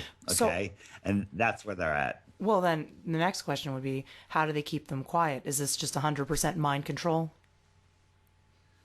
It could be mind control, So look at it this way. Sharon, you got caught the other day with a trunk load of cocaine that you were going to sell to school children. You weren't supposed to say that on the air. So they get you and you go, they take you down to the FBI headquarters, and they say, you're going to jail for the rest of your life. You're not going to see your children. If you have children, you're not going to see anybody. Your life's over. Or you're going to sign this paper that says that anything we tell you, you can never tell anybody. You're going to work on this plan with us. You're going to live this life. We're going to give you this job. We're going to give you a house, and we're going to give you all of this money. And if you ever tell anybody, you lose everything you have. And this form that you sign says that you agree to go to jail for the rest of your life. Not even that you have to sign that. You're never going to tell anybody. You're not even going to tell your new boyfriend or whatever it is, because you have everything to lose and nothing to gain. And they'll even say, and if you do try to tell somebody, you're probably going to end up telling one of our agents, so you're going to get busted anyway because you can't trust anybody. And we're gonna, your kids, your friends, your mother is gonna have a horrible accident. They show you a picture book of some people that have had unfortunate machete and bullet accidents, and you're never telling anybody because you're scared to death. You're loving your life because you have all this money, and that's it. It's that simple. But the question is, does she get to keep the trunk full of cocaine? Of course she does. Right. It's Okay, part of then the it's all payment. worth it. It's part of the payment. No. Actually, you only get half of it because the Clintons take the other half. Oh, yeah. Right. Yeah. Well, this is a very interesting take on this. I haven't heard this put quite this way, that maybe the people were actually, sent away and told not to speak. It's very strange. It sounds like it would make a great movie, actually. I think that would make a very Where's Michael Bay when we need him? Before we come up to the break, there's one other piece of predictive programming, which people are like, why would they do that? And I'm understanding now how these little mind control things work. And I remember when I saw this movie in 1980 something, it was the first Lethal Weapon. Did you see the video I made on that? I haven't seen that So one the yet. first 87. the first Lethal Weapon. Yeah, so first Lethal Weapon, Danny Glover and Mel Gibson, they get out of their car and they're walking to a house across the street.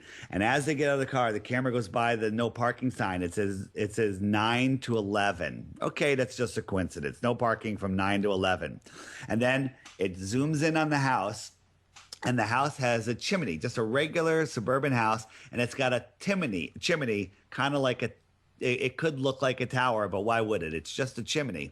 And out of the right side of the screen comes a jetliner in the distance, small, and it's behind it. And just as the nose passes behind the chimney, the entire house explodes. Wow. Okay, this was in 1987, and I said to myself, why did they put the airplane in there? What did that have to do with the house exploding? And then I was like, oh, it just must have been a coincidence when they did this and they left it in. But on further analysis, you'll see that there's another airplane 6 seconds later to reinforce what you saw. And they never fly airplanes like that in reality. So it was stuck in there on purpose, is to make you have that little thing in your head that, oh, when an airplane hits something like that, it explodes. That's a little piece of data that when you saw on television the airplanes hit the tower, that little piece of data came out and confirmed what you saw. It's been in actually other movies too. There's been reference to it in Back to the Future. It's been all over the place, and maybe we could talk about that after Neurolinguistic programming. after the break. Yeah. Back to the Future, that's the best one. The entire movie was about 9/11. I'd like to talk about that after the break. 85, my birth year. Yeah, I mean, they were planning this for a long, long time. Well, please visit deepinsidetherabbithole.com for more information on 9/11, Sandy hoax, the Boston bombing, and many other crazy things that you cannot believe. And please visit our website, thechembo.com. That's THECHEMBOW.com, like a chemical rainbow, for all the information that you need to get rid of chemtrails in your neighborhood, because that's what we do. And don't forget those EMFs. Absolutely. The orgonite that we make and that we teach you how to make can help protect you from EMF and from geoengineering aerosols. You can find our Etsy store, our YouTube channel, and our blog where we are dictating the weather war fought in California in real time, as always. Please come there. Please go to AmericanFreedomRadio.com and support the radio programs that are on there. Let's go on to hour two, shall we? Yeah, we're going to go into hour two. And thank you for listening. We'll be right back with David Weiss on 9/11 in hour two.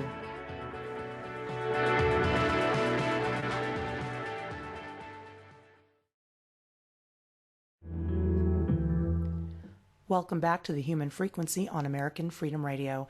Today we're here with David Weiss, remembering 9/11, just 4 days before the 15th anniversary of this devastating event. And David Weiss is an observer of 9/11, a researcher, and he has come up with some amazing information for us. Thanks so much, David, for being with us here today. Thank you. So before the break, we were talking about images of 9/11 in the media and references to 9/11 well before the attacks happened. And I wanted to talk a little bit about Back to the Future, which is a movie that I saw as a kid and I loved it. It was like my favorite movie when I was 8 or whenever that time was. I had no idea that this was predicting the events of 9/11, but it was all over this film. And there are videos on YouTube you could see that show this. So can you tell us a little bit about the predictions made by Back to the Future? So Back to the Future, it's the entire movie was about 9/11. The Twin Pine Mall is the Twin Pines is the towers, and then after Marty goes through time, he comes back, it's the Lone Pine Mall. It's the two buildings becoming one, just like the towers became the Freedom Tower. And when the doc was in the parking lot, it was a Muslim terrorist that was attacking him at the Twin Pines. It goes on and on. And I'm not doing it any justice, but the movie was made by Roger Zemeckis. And if you remember, in the movie, Marty knew about the future because he had gone to the future and he wanted to stop the doc from going and getting shot. Remember that scene? Mm-hmm. That's right. And he said, he gave him a note and he said, you'll know in 30 years. Well, 30 years to the day, Roger Zemeckis puts out the movie The Wire or The Walk, which is about the guy that did the high wire tightrope walk between the two towers. Remember that? Right. And if you look at it, it's Marty McFly wearing the same outfit, red shirt, leather jacket, dark pants, in the same position as when Marty came running, down the path where the car, where the DeLorean went through time. Mm-hmm. The entire movie is about 9/11. It was made by a guy named YouTuber called Scrawny to Brawny, and it is on my website under deepinsidetherabbithole.com on the 9/11 predictive programming page. It's the most fascinating video you can watch. And the clock tower gets destroyed in Back to the Future. If I remember, I'm trying to remember the details of the video. The date of September 11th showed up on the date in the time machine. There were many references to 9/11. I have to check out this video again because it's really in depth. I mean, this movie didn't miss anything. It's kind of crazy. And the fact that it was revisited 30 years later is even more testament to the planning behind this. When the DeLorean goes skidding down the street and disappears into the movie theater, which is the screen, the projected screen, it leaves two lines of fire in the road, and there's a big neon sign on the left that's a big number 9/11, right there. That's right. That's right.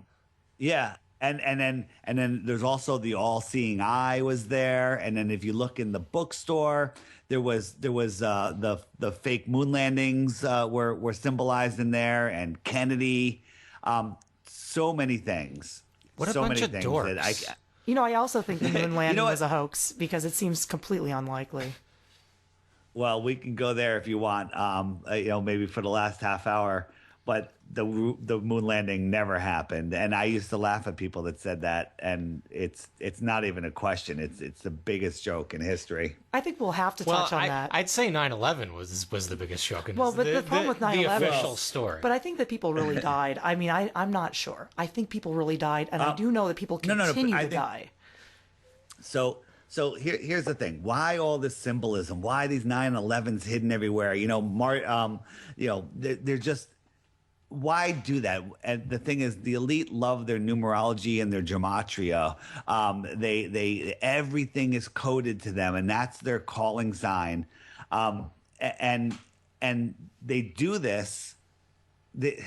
I forgot my point. I just lost track. It'll come back to me. I'm sorry. Well, they're always showing us these We don't symbols. call them the elite on this show. Yeah. We call them the New World Order, as the late Bill Cooper. Who also predicted 9/11, who also predicted 9/11, by the way, and died right after. Predicted it in June of that year and died, I believe, in November. Yeah. Yeah. But anyhow, I do want to stick on the topic of 9/11, and I wanted to ask specifically, one of the things that got me into this was the other false flags throughout history that I learned about, starting with the USS Maine, going up through the Lusitania, Pearl Harbor, Gulf of Tonkin, et cetera, et cetera. There are many.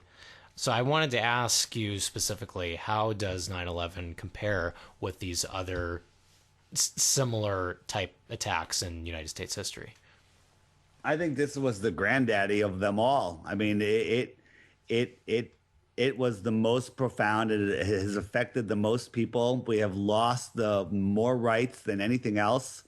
And they're still using it today. We're still at war because of 9/11, which was done, by people that run our government. I wouldn't even say it's done by our government. It's done by the people that are running the government. Right. George Bush heavily involved. The Bush crime family, the Clinton crime family. They're all involved. And right now we have Hillary, running for president. It's unbelievable. The world. It's a mad, mad, mad, mad world. Well, I mean, anybody who's running for president has already been selected as a president, Correct. as far as I'm concerned. Correct. And they're all part of the same royal bloodlines. They're all related. And that's just, I predict Hillary. I don't think it makes a difference either way. The Simpsons predicted Trump back in 1999. So maybe they know because they knew about 9/11. Who knows? That was in the same season. It was actually. or within so one maybe it'll be season. Trump. I mean, Right. either way, it's a joke. But and if anybody believes there this could- election is anything but a joke, I think they're crazy. There could be a wild card in here. Hillary is sick. It looks like she has advanced Parkinson's disease, and she is unable. She hasn't done a single press conference this year.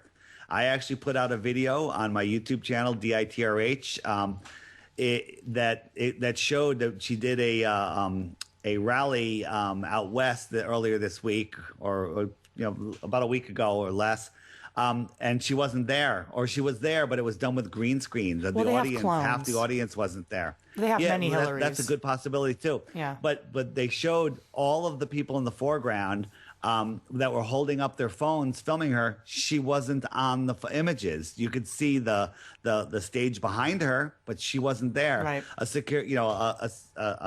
Secret Service guy walked right in front of the guy's phone. Nothing, and shows that it's total fakery. And then tonight, she just did. It wasn't really a debate, but they did it in a closed room. It was pre-recorded. Because she's unable to stand up for 5 minutes at a time. But it So doesn't. it should be very interesting what happens. It will be, I guess, interesting in an entertainment sort of sense. And I look at it Sure. in a very detached kind of a way. But I'm interested in what the parasitic world order is doing, and I'm always paying attention. It doesn't really matter who our president is because they're not really ruling our country. And as we've learned recently, the United States is a corporation. It's not a government. And we're not really even in contract with them. So we really don't need to follow their so-called laws. But many Correct. people are very, very traumatized by 9/11. And I think Right. since then, as you mentioned, so many of our rights have been taken away. However, the more that you learn that the United States is a corporation and not actually a government, then you realize you haven't really lost any rights at all. You've always had your rights. But that's a rabbit hole in itself. Yes, it is. And a very deep Right, one. right. And the thing with trauma is that it never really fades away completely. It just it leaves a scar that fades a little, but there's always still going to be that scar there.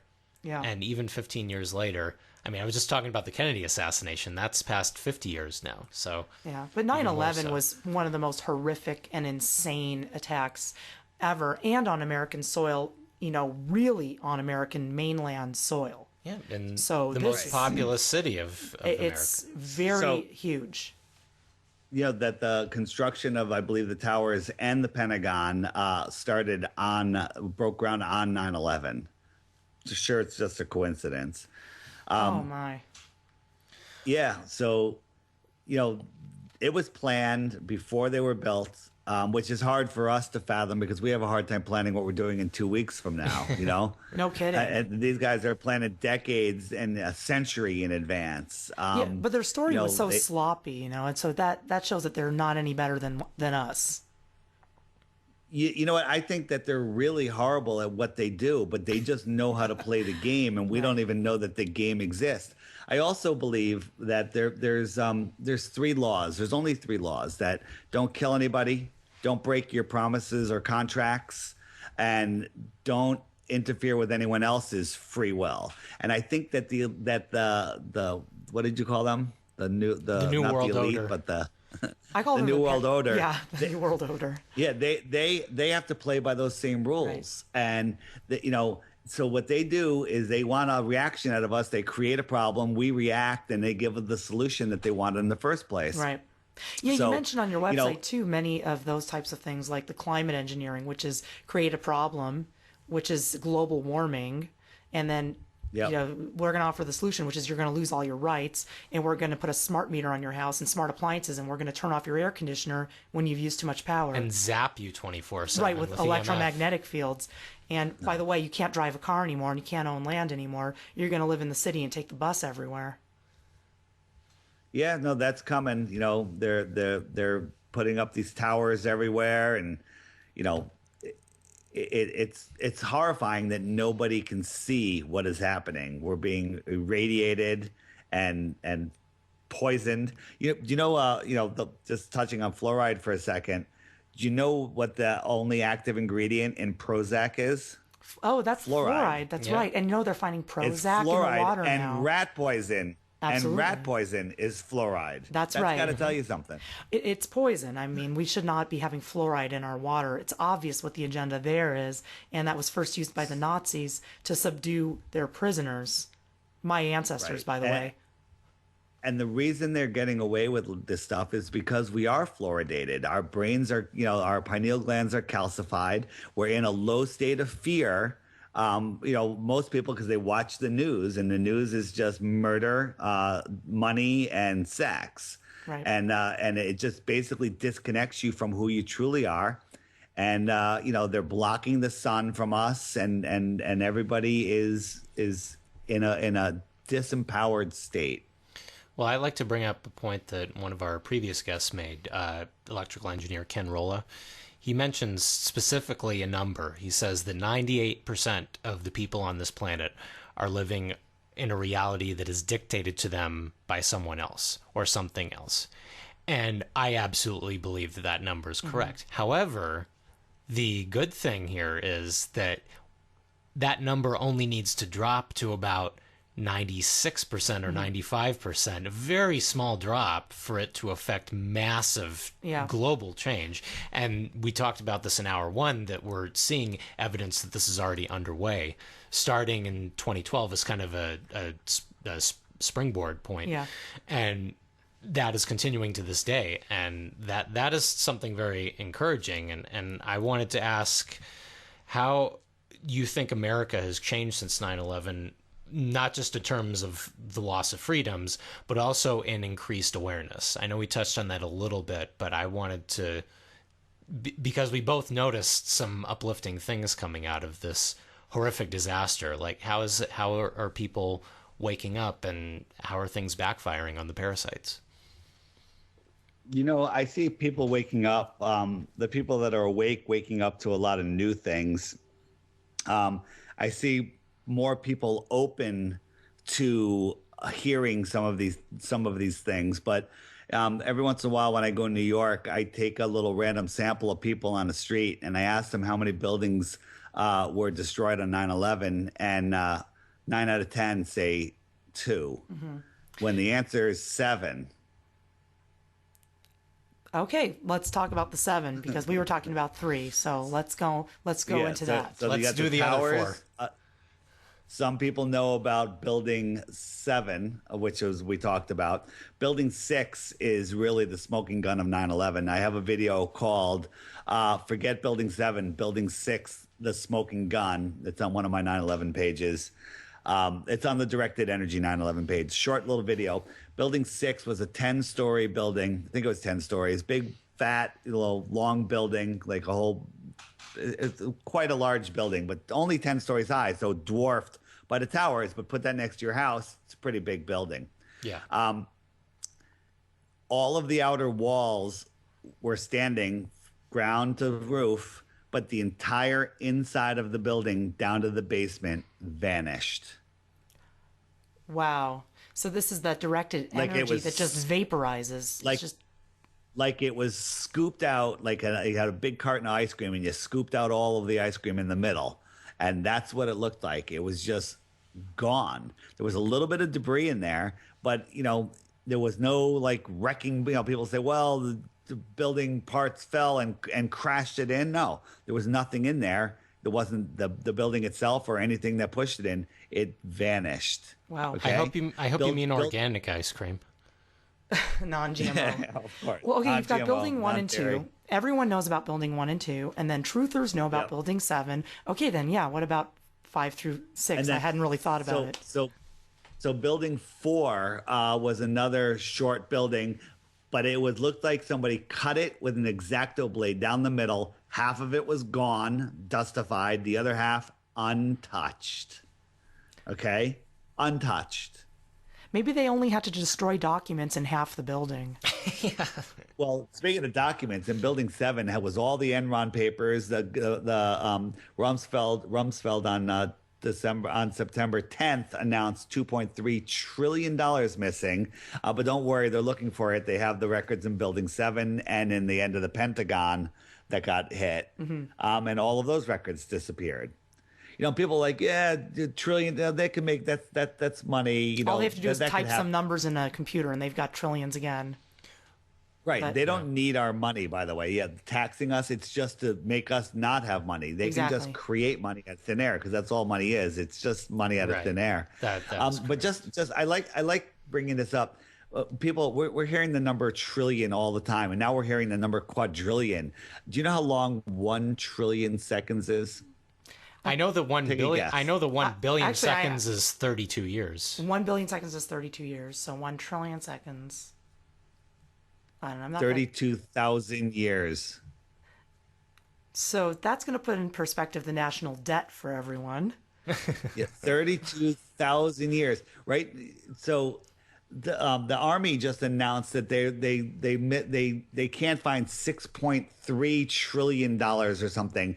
So if you paid $100 every second, 24/7, it would take 2,000 years. Well, they just need to put down the tie stick and look a little harder. Yeah. I mean, I wouldn't lose $5. Yeah. So Well, we are Jewish. again, That's true. money is really just a control system. We've agreed to give away our sovereign labor, our own energy for pieces of paper. Okay. Yeah. Who's the dummy? I'm glad you mentioned the Pentagon. I want to address that in a moment, but I want to finish up with the buildings. I think we covered 1, 2, 4, 6, and 7. Let's finish up with 3 and 5 here, and we're done with musical towers for the night. I'm not sure of all of the specifics on them, but if you look at some of the imagery, they had these weird holes in them, like cored out columns were just missing, and also parts of their insides were missing also. I guarantee you those are the parts where there were the documents that they wanted to hide. I'm sure. There's just some other things where another building had a marble face on it. All the marble was gone, but the windows were still intact. There was cars that the metal was burning, but the tires were not, and the paper around was not burning. There was paper everywhere, if you remember, on 9/11. Yeah. But paper didn't burn, but metal burnt on 9/11. Maybe that was Bill Clinton's porno stash that was floating around. Got to destroy that. But Yeah. anyway, I wouldn't want to get near that pile. So again, if you really want to learn about what happened on 9/11, go to the 9/11 menu, and the directed energy is the last one. But if you're really new to this, go through all of them. Turn off the TV for a week and just watch the stuff. It's actually fascinating. It's Better really, than TV. It's way better than It's TV. way better than TV. I know. It's way better. I'm thinking about what you're talking about the directed energy and things disappearing and some stuff burning and other stuff not burning. And this really ties in with some of the multidimensional energies and attacks that Gabe and I are dealing with in the course of our work using orgone energy, free energy, which is called orgone, to clean up the atmosphere and to disable deadly EMF sources, we're seeing things that you wouldn't believe. We're seeing the multidimensional aspects of geoengineering programs.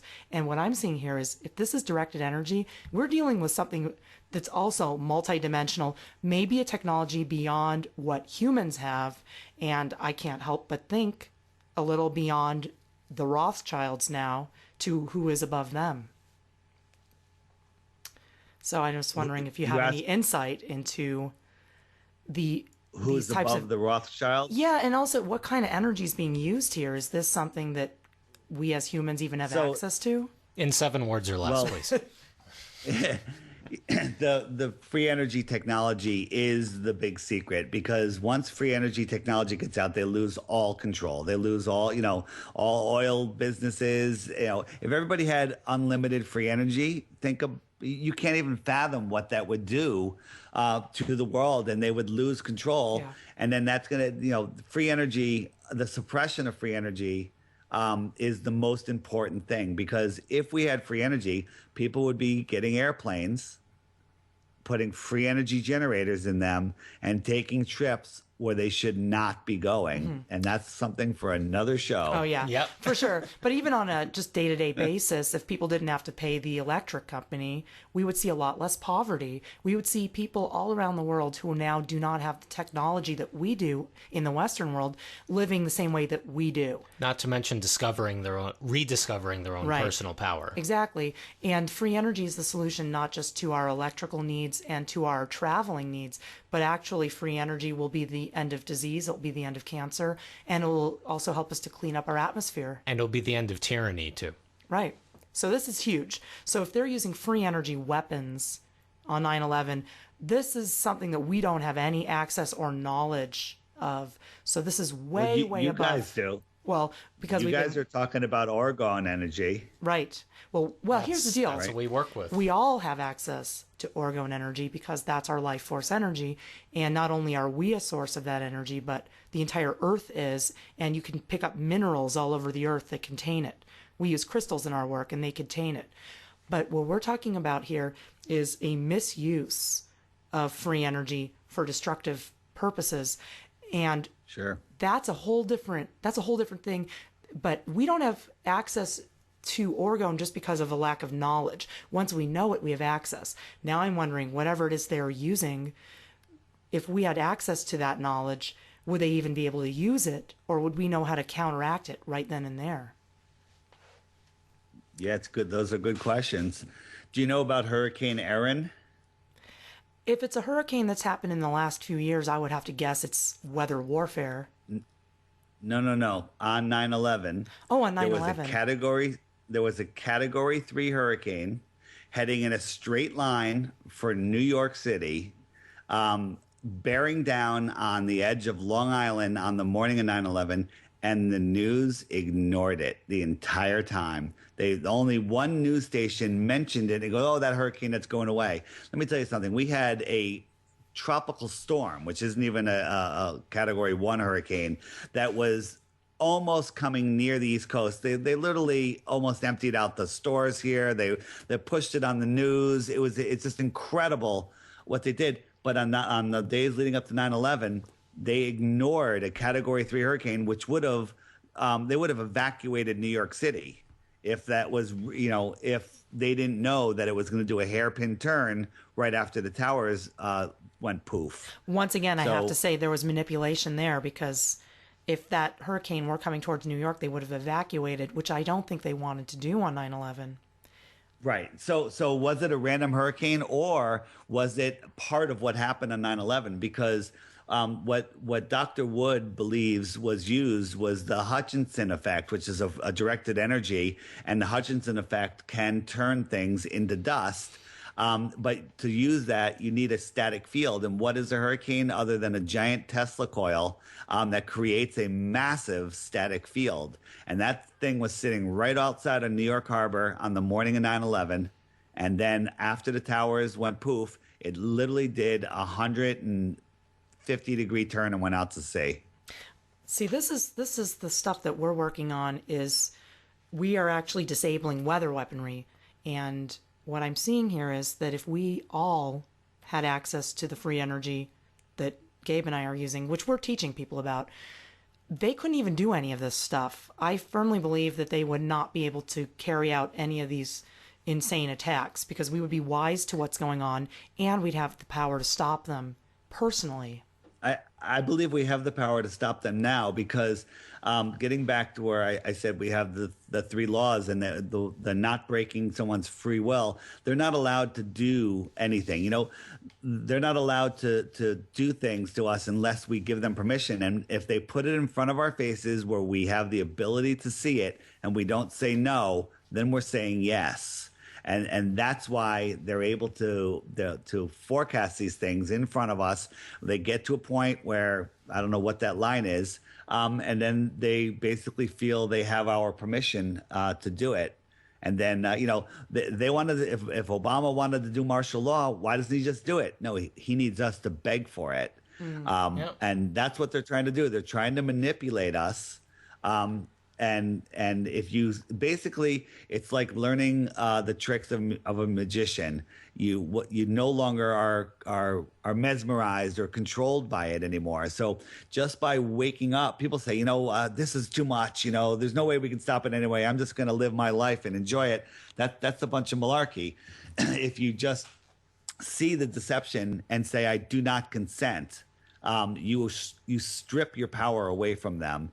And if enough people do that, not even a majority, just enough, they will lose. It's that couple percent that I was just referencing, and that's what's already underway. We're seeing more and more people choosing not to be lied to, choosing to take back their personal power, and they don't have any defense for that. Well, would you say that 9/11 just took it a step too far, that was just too much, and it shook people to the point where they had no choice but to wake up? That's what happened to me. There's a lot of people that are traumatized by it still and refuse to see it. My family members don't see it. They don't even know all the stuff that I talk about, but they know that I talk about 9/11 and they think I'm crazy. Mm-hmm. Yeah, I don't talk about it with my family either. Or me with mine. Yeah. That's pretty much par for the course. Yeah, I mean, how do you guys deal with that? Isn't it tough? Well, no, because I think I got to the point where I'm not trying to convince people of anything anymore. I just provide the information.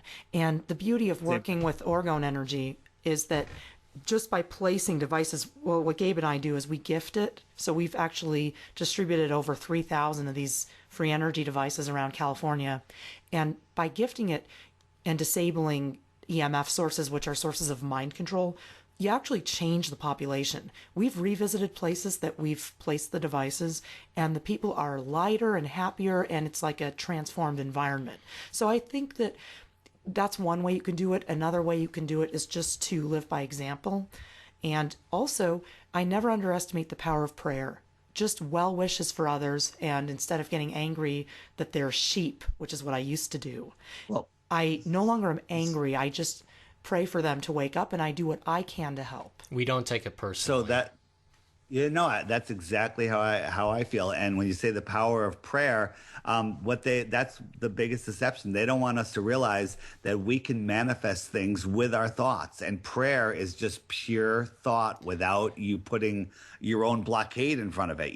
People that are in fear, they're like, oh my God, I'm going to be poor. I need money. Basically, they're saying I don't have money, and they're gonna be poor because that's right. That's what they're saying. But when you're putting forth prayer, you're putting forth pure thought, and it works. Well, we've been under the mindset recently that probably the reason that a lot of these things are done these days is to get people to manifest the very thing that they want. And because they don't have the ability or the potentiality to manifest it themselves because they're Mercury-based artificial intelligence life forms or whatever, they have to use us to manifest it, and they try and make it as lousy as possible so that we manifest what they want, which is no good for us. That's why they are parasites, is because they've attached to the host, and they're getting the host to crave what feeds them and what is good for them, but it is not good for the host. And as soon as the host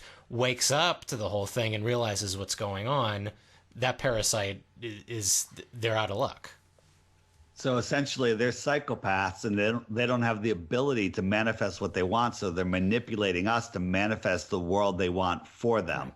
That's what the global warming thing is about.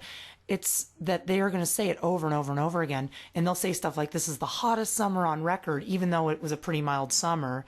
They'll do this over and over again. And they'll say, the drought in California will never end. It's an endless drought. Even though it's already over. Yeah. And I see these things. And what's happening is people are actually believing it. And I've heard a lot of people say, it didn't rain much this winter at all. It rained a lot this winter in Southern California, again, because of the work being done with distributing Organite to end the weather war. And that's a whole subject for another day. We talk about it a lot on this show. There are many people in California and beyond doing this work. The drought is over. And the people who are saying it didn't rain, I said to them, did you go outside at all? Did you look? Did you happen to walk in the rain? Because I had to use my umbrella a lot this winter. Or are you just looking at the NOAA website and they're not looking even that complicated deep. Graphs and statistics? No, they're not even looking that deep. They're not looking at NOAA. They're listening to CBS and NBC and CNN, and that's it. And those sources are saying that this is an endless drought and that the world is getting hotter and hotter and we're all going to fry. And within a few years, you're going to expect 120-degree days in the summer. And of course, none of the above is actually true. But the idea there is to get enough people to believe it so that they manifest exactly that. And I think that's true. I think, and then it goes back to the story we were told about 9/11, where people who were even there now are constructing the idea of planes hitting the building, which we talked about earlier. So mind control is huge here. And absolutely enormous. Yeah, I actually would like to talk a little bit more about that aspect of it, because I think that 9/11 is another psyop on the American people. Would you say that it was? Absolutely. I mean, it's a huge psyop. But here's the thing. This is where people get confused. The buildings did get destroyed, but how were they destroyed? How many people died? So let's talk about the jumpers. Are you familiar with the jumpers on 9/11? Yes. Yeah. So what's your take on that? And then I'll tell you mine. All I know is that if I were wearing rubber-soled shoes and standing on a piece of steel that was 4,000 degrees, I don't think my shoes would remain integrated for more than a second. That's true. I hadn't thought of that. So there's pictures of people standing in the hole that the plane supposedly made, wearing clothes not on fire, with there's a redhead with her hair blowing in the wind. But the question is the jumpers. Supposedly several hundred people jumped from the building, but in the history of fire, people don't jump. They don't jump unless they're on fire, and these people were not on fire. So the question is, why did they jump? Did they jump? And were they real people? There was a group of artists that were in the building on the 91st floor, which is where the planes hit, the months leading up to 9/11, and they did an experiment where they threw gelatin bodies out the window. Huh. And they did the experiment where they had people standing in the windows, and helicopter was out there taking pictures of them standing in the window. Yeah, I heard about these artists before. It's so bizarre. I've heard about them before, but I don't know. I don't know that much about them. I heard that they were Israeli. I mean, everyone says, Israel did 9/11. Well, guess what? Israel is the United States. The United States is Israel. They all work on this. They all do this stuff together. They're corporations in contract with each other, and that's all there is. Right. Yep. Yeah. So did people fall to their deaths? I don't know. I don't know if anyone did, but I have a friend whose daughter was down there. She worked literally, at the trade towers, or like next door, and she's been in therapy for years. From what she saw, people jumping out the windows, but were they real people jumping out those windows? I don't know the answer to that, and I'm leaning towards. If any of them were, there were very few that were people that were jumping out the windows. Because why would you jump out the windows? One, you're on the floor, you're out the window, the fire's out. pretty much out, you're just going to have to wait to get rescued. You're not going to think that the building's going to collapse. Right, that's true. I mean, why would you jump knowing for sure you would die when if you stayed in the building, there's a chance you could live? Mm-hmm. Unless there was a gigantic conflagration closing in on you, and you felt you had no choice. They needed the emotional, trauma of people jumping to their deaths, and I'm 99% sure that everything that we saw on TV was staged. Did some people possibly go out the window? I don't think we saw them on TV. If we did, yeah. That was all part of the psychological trauma of the day. Mm-hmm. I want to ask about the confiscation of surveillance camera footage from like surrounding businesses. Let's talk about specifically the Pentagon. I know of one. I think that it was like one of those 7-Eleven type stores or Circle K or something like that. But they had like a security. Story. They had a security cam going. Yeah, who told you that story? That story comes from the mainstream media. But think about this: the Pentagon is the most secured building in the world. Would you agree? Yes. Okay. Did you guys watch the Olympics? Did you see the story where the guys said they got mugged and they had their medal stolen or whatever? Oh, yeah. At the gas station? I read that story. I heard vaguely about that, yeah. But if you watch the video, it was proved that they were lying because they were caught on 4 different high-resolution cameras, caught them. 4 cameras at a gas station, okay? And then you're telling me the Pentagon doesn't have a picture of a 757 hitting it? Yeah. It's absolutely insane. It's the most ridiculous thing ever. And they release 4 frames of that show nothing, that basically show maybe it was a missile. I actually think a missile hit the Pentagon because there was damage, there was a hole. Everything that all of the evidence shows that it very well could have been a Global Hawk missile or something similar. They didn't find any plane wreckage, as far as I remember. They didn't find any plane wreckage at any of the sites. True.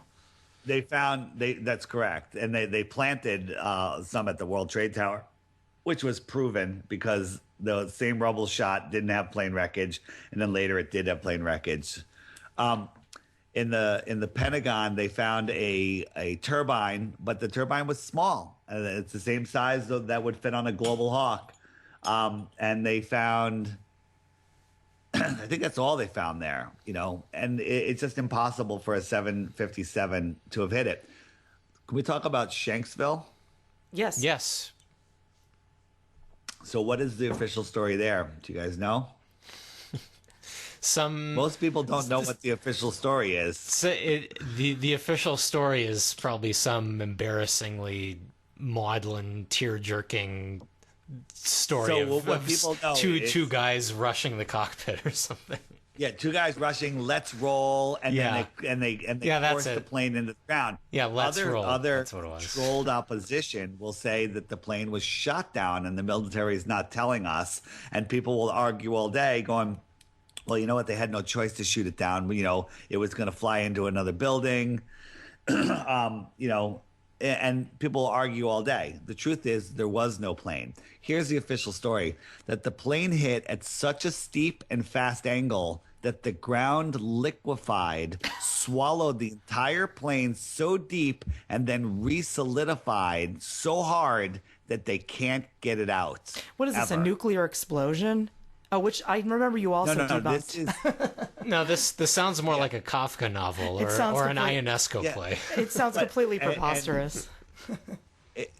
It's the most ridiculous story ever, and then the site is guarded to this very day. There was a museum or something there, a memorial that burned down last year. Maybe a couple planes hit it. Sorry. Yeah, it's so ridiculous of a story, but people don't even believe that that's the official story. When I tell them, they go, no, and that's it, and then they won't look any further. They won't believe the official story. They don't believe anything. They just don't believe, and they go on living their lives.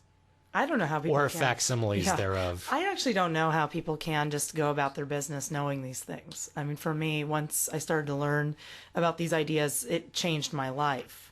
And, in the post 9/11 world, in the early months thereafter and in the, next couple of years, the climate was strange in America. I traveled around quite a bit in late 2001 and into 2002, traveling by car around the country, and there was a gloom over the nation. I noticed it everywhere I went. Looking back, I see a lot of chemtrails. That's part of the gloom. That's the physical part of the gloom. But there was something deeper. else. There was something else going on. I feel like that it was a really sad time. What do you remember from those days following 9/11, traveling around the U.S.? Well, I didn't do a ton of traveling, but I did go to Ohio a couple of weeks after 9/11. And the difference between there and where I live was amazing. People were already over it. They've already moved on. They're like, oh, yeah, that thing that happened in New York. And here it was, it was very sad. A lot of people, a lot of kids lost their dads in my town, and but again, I don't know who died or who didn't die. It's the most confusing part. Mm-hmm.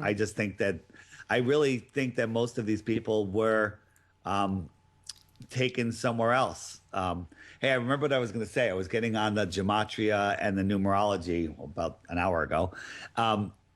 They love their numbers, and 9/11 is a very important number to them. Also, 93 is a very important number in numerology. I forget exactly what it means, but I just remember 93. Flight 93 crashed in Shanksville. I believe something went wrong, and Flight 93 was supposed to fake hit Building 7. Flight 11 and Flight 175 hit the towers. Both of those flights weren't even scheduled to fly that day. So if they did, how did they get passengers? That's another question. But if you take 11 and 175 and add it together, what do you get? 186 divided by 2, 93. Two towers, 93, 93, and 93. Wow. Yeah. What are the odds? That numerology is very interesting. I mean, I don't know that much about it, but these are very interesting coincidences. I feel like there's always these clues put out there. Yeah, there's a YouTuber by the name of Zachary Hubbard who gets really into this stuff. And I used to kind of like just roll my eyes at it, but it has become you can write off a couple of them, but hundreds and hundreds of them, you can't write them off. Oh, I know. It's becoming just, to me, it's obvious at this point. I'm really glad we could talk about this with you today. I think that every day there are new people who are waking up to 9/11, and I think that that's kind of a gateway towards understanding other attacks on humanity. It's a gateway drug.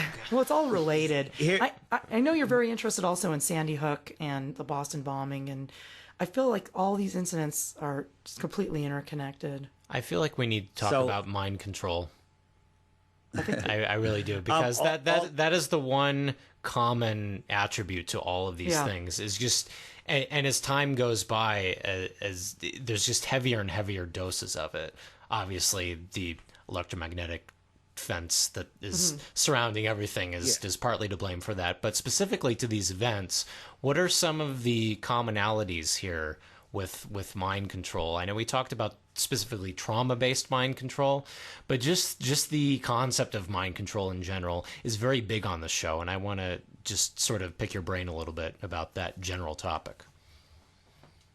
I mean, like Sandy Hook is about was about taking away our guns. That's the main purpose. They have multiple purposes of these things. And what they do is they traumatize us, and then they use children to emotionally traumatize us, because when you're emotionally upset, you cannot think logically. That's why you don't say anything rash when you're in an argument with a loved one, because your emotions are up and you're not thinking clearly. And that's a form of mind control that they do. The people that are involved, are they MK Ultra, people?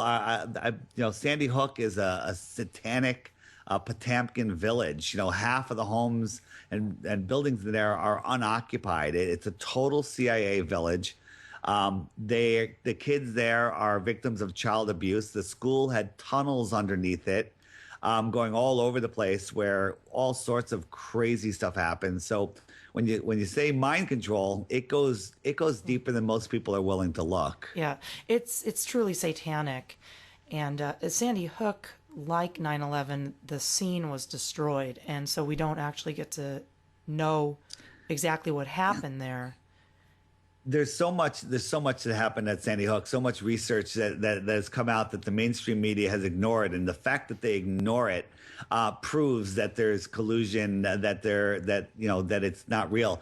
The guy that wrote the book on school safety, that traveled the country teaching schools how to be safe the decades before Sandy Hook, he was questioning Sandy Hook, and he was spoken to, said stop asking questions, and he refused to stop asking questions. He was in the Connecticut FOIA, Freedom of Information Act hearings half a dozen times in the last year, accusing the governor of perjury, accusing the head counsel, Monty Frank, of perjury under oath, and accusing the Newtown Police Department of perjury. And the mainstream media ignored it. Whether he's crazy or on the money, it's a huge story, and they ignore it.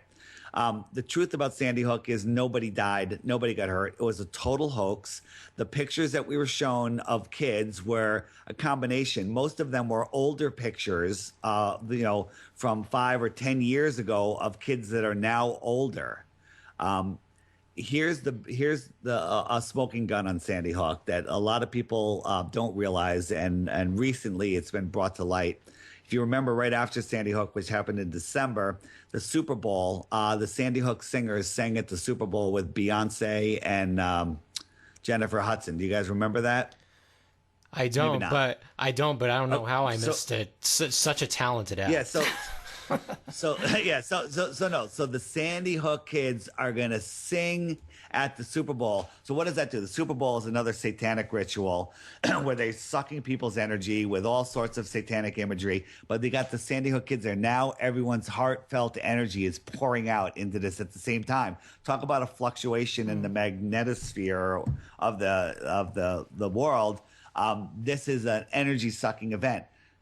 Right. Those kids have never been seen since that day. 3 years later, they're missing in action. The NFL says they don't have their names. The school says there are no permission slips. There's no paperwork. Their parents there's no names. There's nothing. Those kids are missing. Okay. And the reason those kids are missing is most of them were the actual kids that supposedly died. So I'm wondering where they are. So what they do. Yeah, they're in the sex trade. They're who knows where they are. It's a total mess. These kids are under mind control. Most of them. Some of them are just are actually that age. Very few. A couple. I think 1 or 2 of them were that age at that time, and they just kids under a different name. They've recently discovered one of the girls as Avril. I'm really bad at names right now. Averiel. I can't even say names tonight. She was found under another name with another family in Newtown, living alive and well today. You ask yourself, why would they actually put the kids that died singing at the Super Bowl? It has to do with stealing our energy. And, we're looking into the eyes of the kids that we think are dead and we don't even realize it. That's got to do something. That's a real mind game. That's total mind control on the masses as well. And I am aware that they used crisis actors in Sandy Hook and at the Boston Marathon. And I've even seen footage that the same crisis actor was seen in Boston and in France.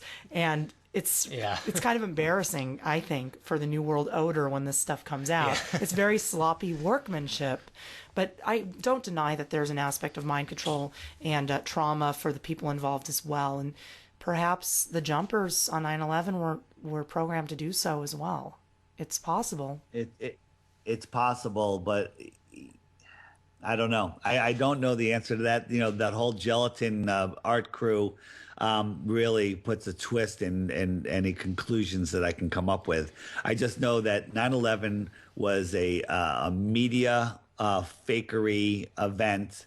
Everything we saw. If you go on one of my pages, there's called the amazing moving Verrazano Bridge. The Verrazano Bridge moved about a mile in one of the shots. While the camera is still, the bridge moved about a mile, and they had a layering issue again with the 2001 technology. Yeah, yeah, definitely. And that stuff is just like, now that I've seen it, it is very embarrassing. What I was wondering now, since we're kind of approaching the end of the show, I wanted to know, where do we go from here with all this knowledge? Because we can't forget what happened on 9/11, and whether you are sleeping and listening to the mainstream narrative, or you're waking up, or you're wide awake and have gone down the rabbit hole, for everyone involved, it was a tragedy and it was traumatic. So where do we go from here using this knowledge to move forward and make sure nothing like this ever happens again? So the way to make it never happen again is not to forget it, because right now they're trying to, it's 15 years later. People are like, it's 15 years ago. And with that attitude, it's going to happen again. And I believe it's happened many times in the past that we don't even know of, or, that's not in our general knowledge. But becoming aware of these things, realizing that the mainstream media is nothing but a branch of the corporate government control system, and saying, I do not consent, and not dropping your vibration down into fear. Become empowered by this information. First, if this is all new to you, it's going to be depressing and you're going to get angry, but get through that, get to the empowered part, and then realize that we really live on an amazing world with some amazing things happening. And that's the goal, is for you to be bogged down and afraid, and agree to have your rights taken away. So again, knowledge is the key to our freedom. And that's what I like. I say, don't try to jam this down other people's throats, as you said with your family. Like, you just try to give knowledge. So I always, if you want to tell someone something, ask them a question, pose it as a question. Hey, do you think this is odd? And then you throw out a thing, and then you're like, here, check out this website, and send them to deepinsidetherabbithole.com. And anyone that looks there will get lost. I mean, that's what happened to me. The guy, a big comedian out west, that works on the Jimmy Kimmel show, he ended up on my website, and he ended up there for 4 days, and he called me, and then we had an interview similar to this, except he didn't know anything about 9/11 except what he had learned on my website, and we had a great interview, and now he's waking up people. Oh, so again, that's awesome. That's great. And yeah, if someone's receptive, then you can really go from there, and if not, that's their prerogative. Yeah. I really appreciate your positive words too about this, because when I first learned about 9/11 and other types of things like the Federal Reserve and the chemtrails and all these things, I was angry too. And then I went through the fear stages, because there's a fear that you have when you learn this stuff. So I really appreciate what you're saying here, because we can transcend that and use the knowledge for power and overcome the fear, because we don't have to consent to any of this. That's right. And if you can make it out the other end, then you're in a much better position. And yeah, that one more, that's deepinsidetherabbithole.com, and our website, thekembo.com. American Freedom Radio is listener supported, so please go to americanfreedomradio.com and click that donate button. David, thank you so much for joining us this evening. This has been the quickest 2 hours of my life. I know I say that every week, but no, this truly was quick, because 9/11, it's such a huge topic. And David, we'd like to have you back again, because you have knowledge on so many things. So please check out deepinsidetherabbithole.com. Thank you for listening tonight to The Human Frequency on American Freedom Radio. And thank you, David Weiss, for joining us. All right. Thank you. Have a good night. See you next time.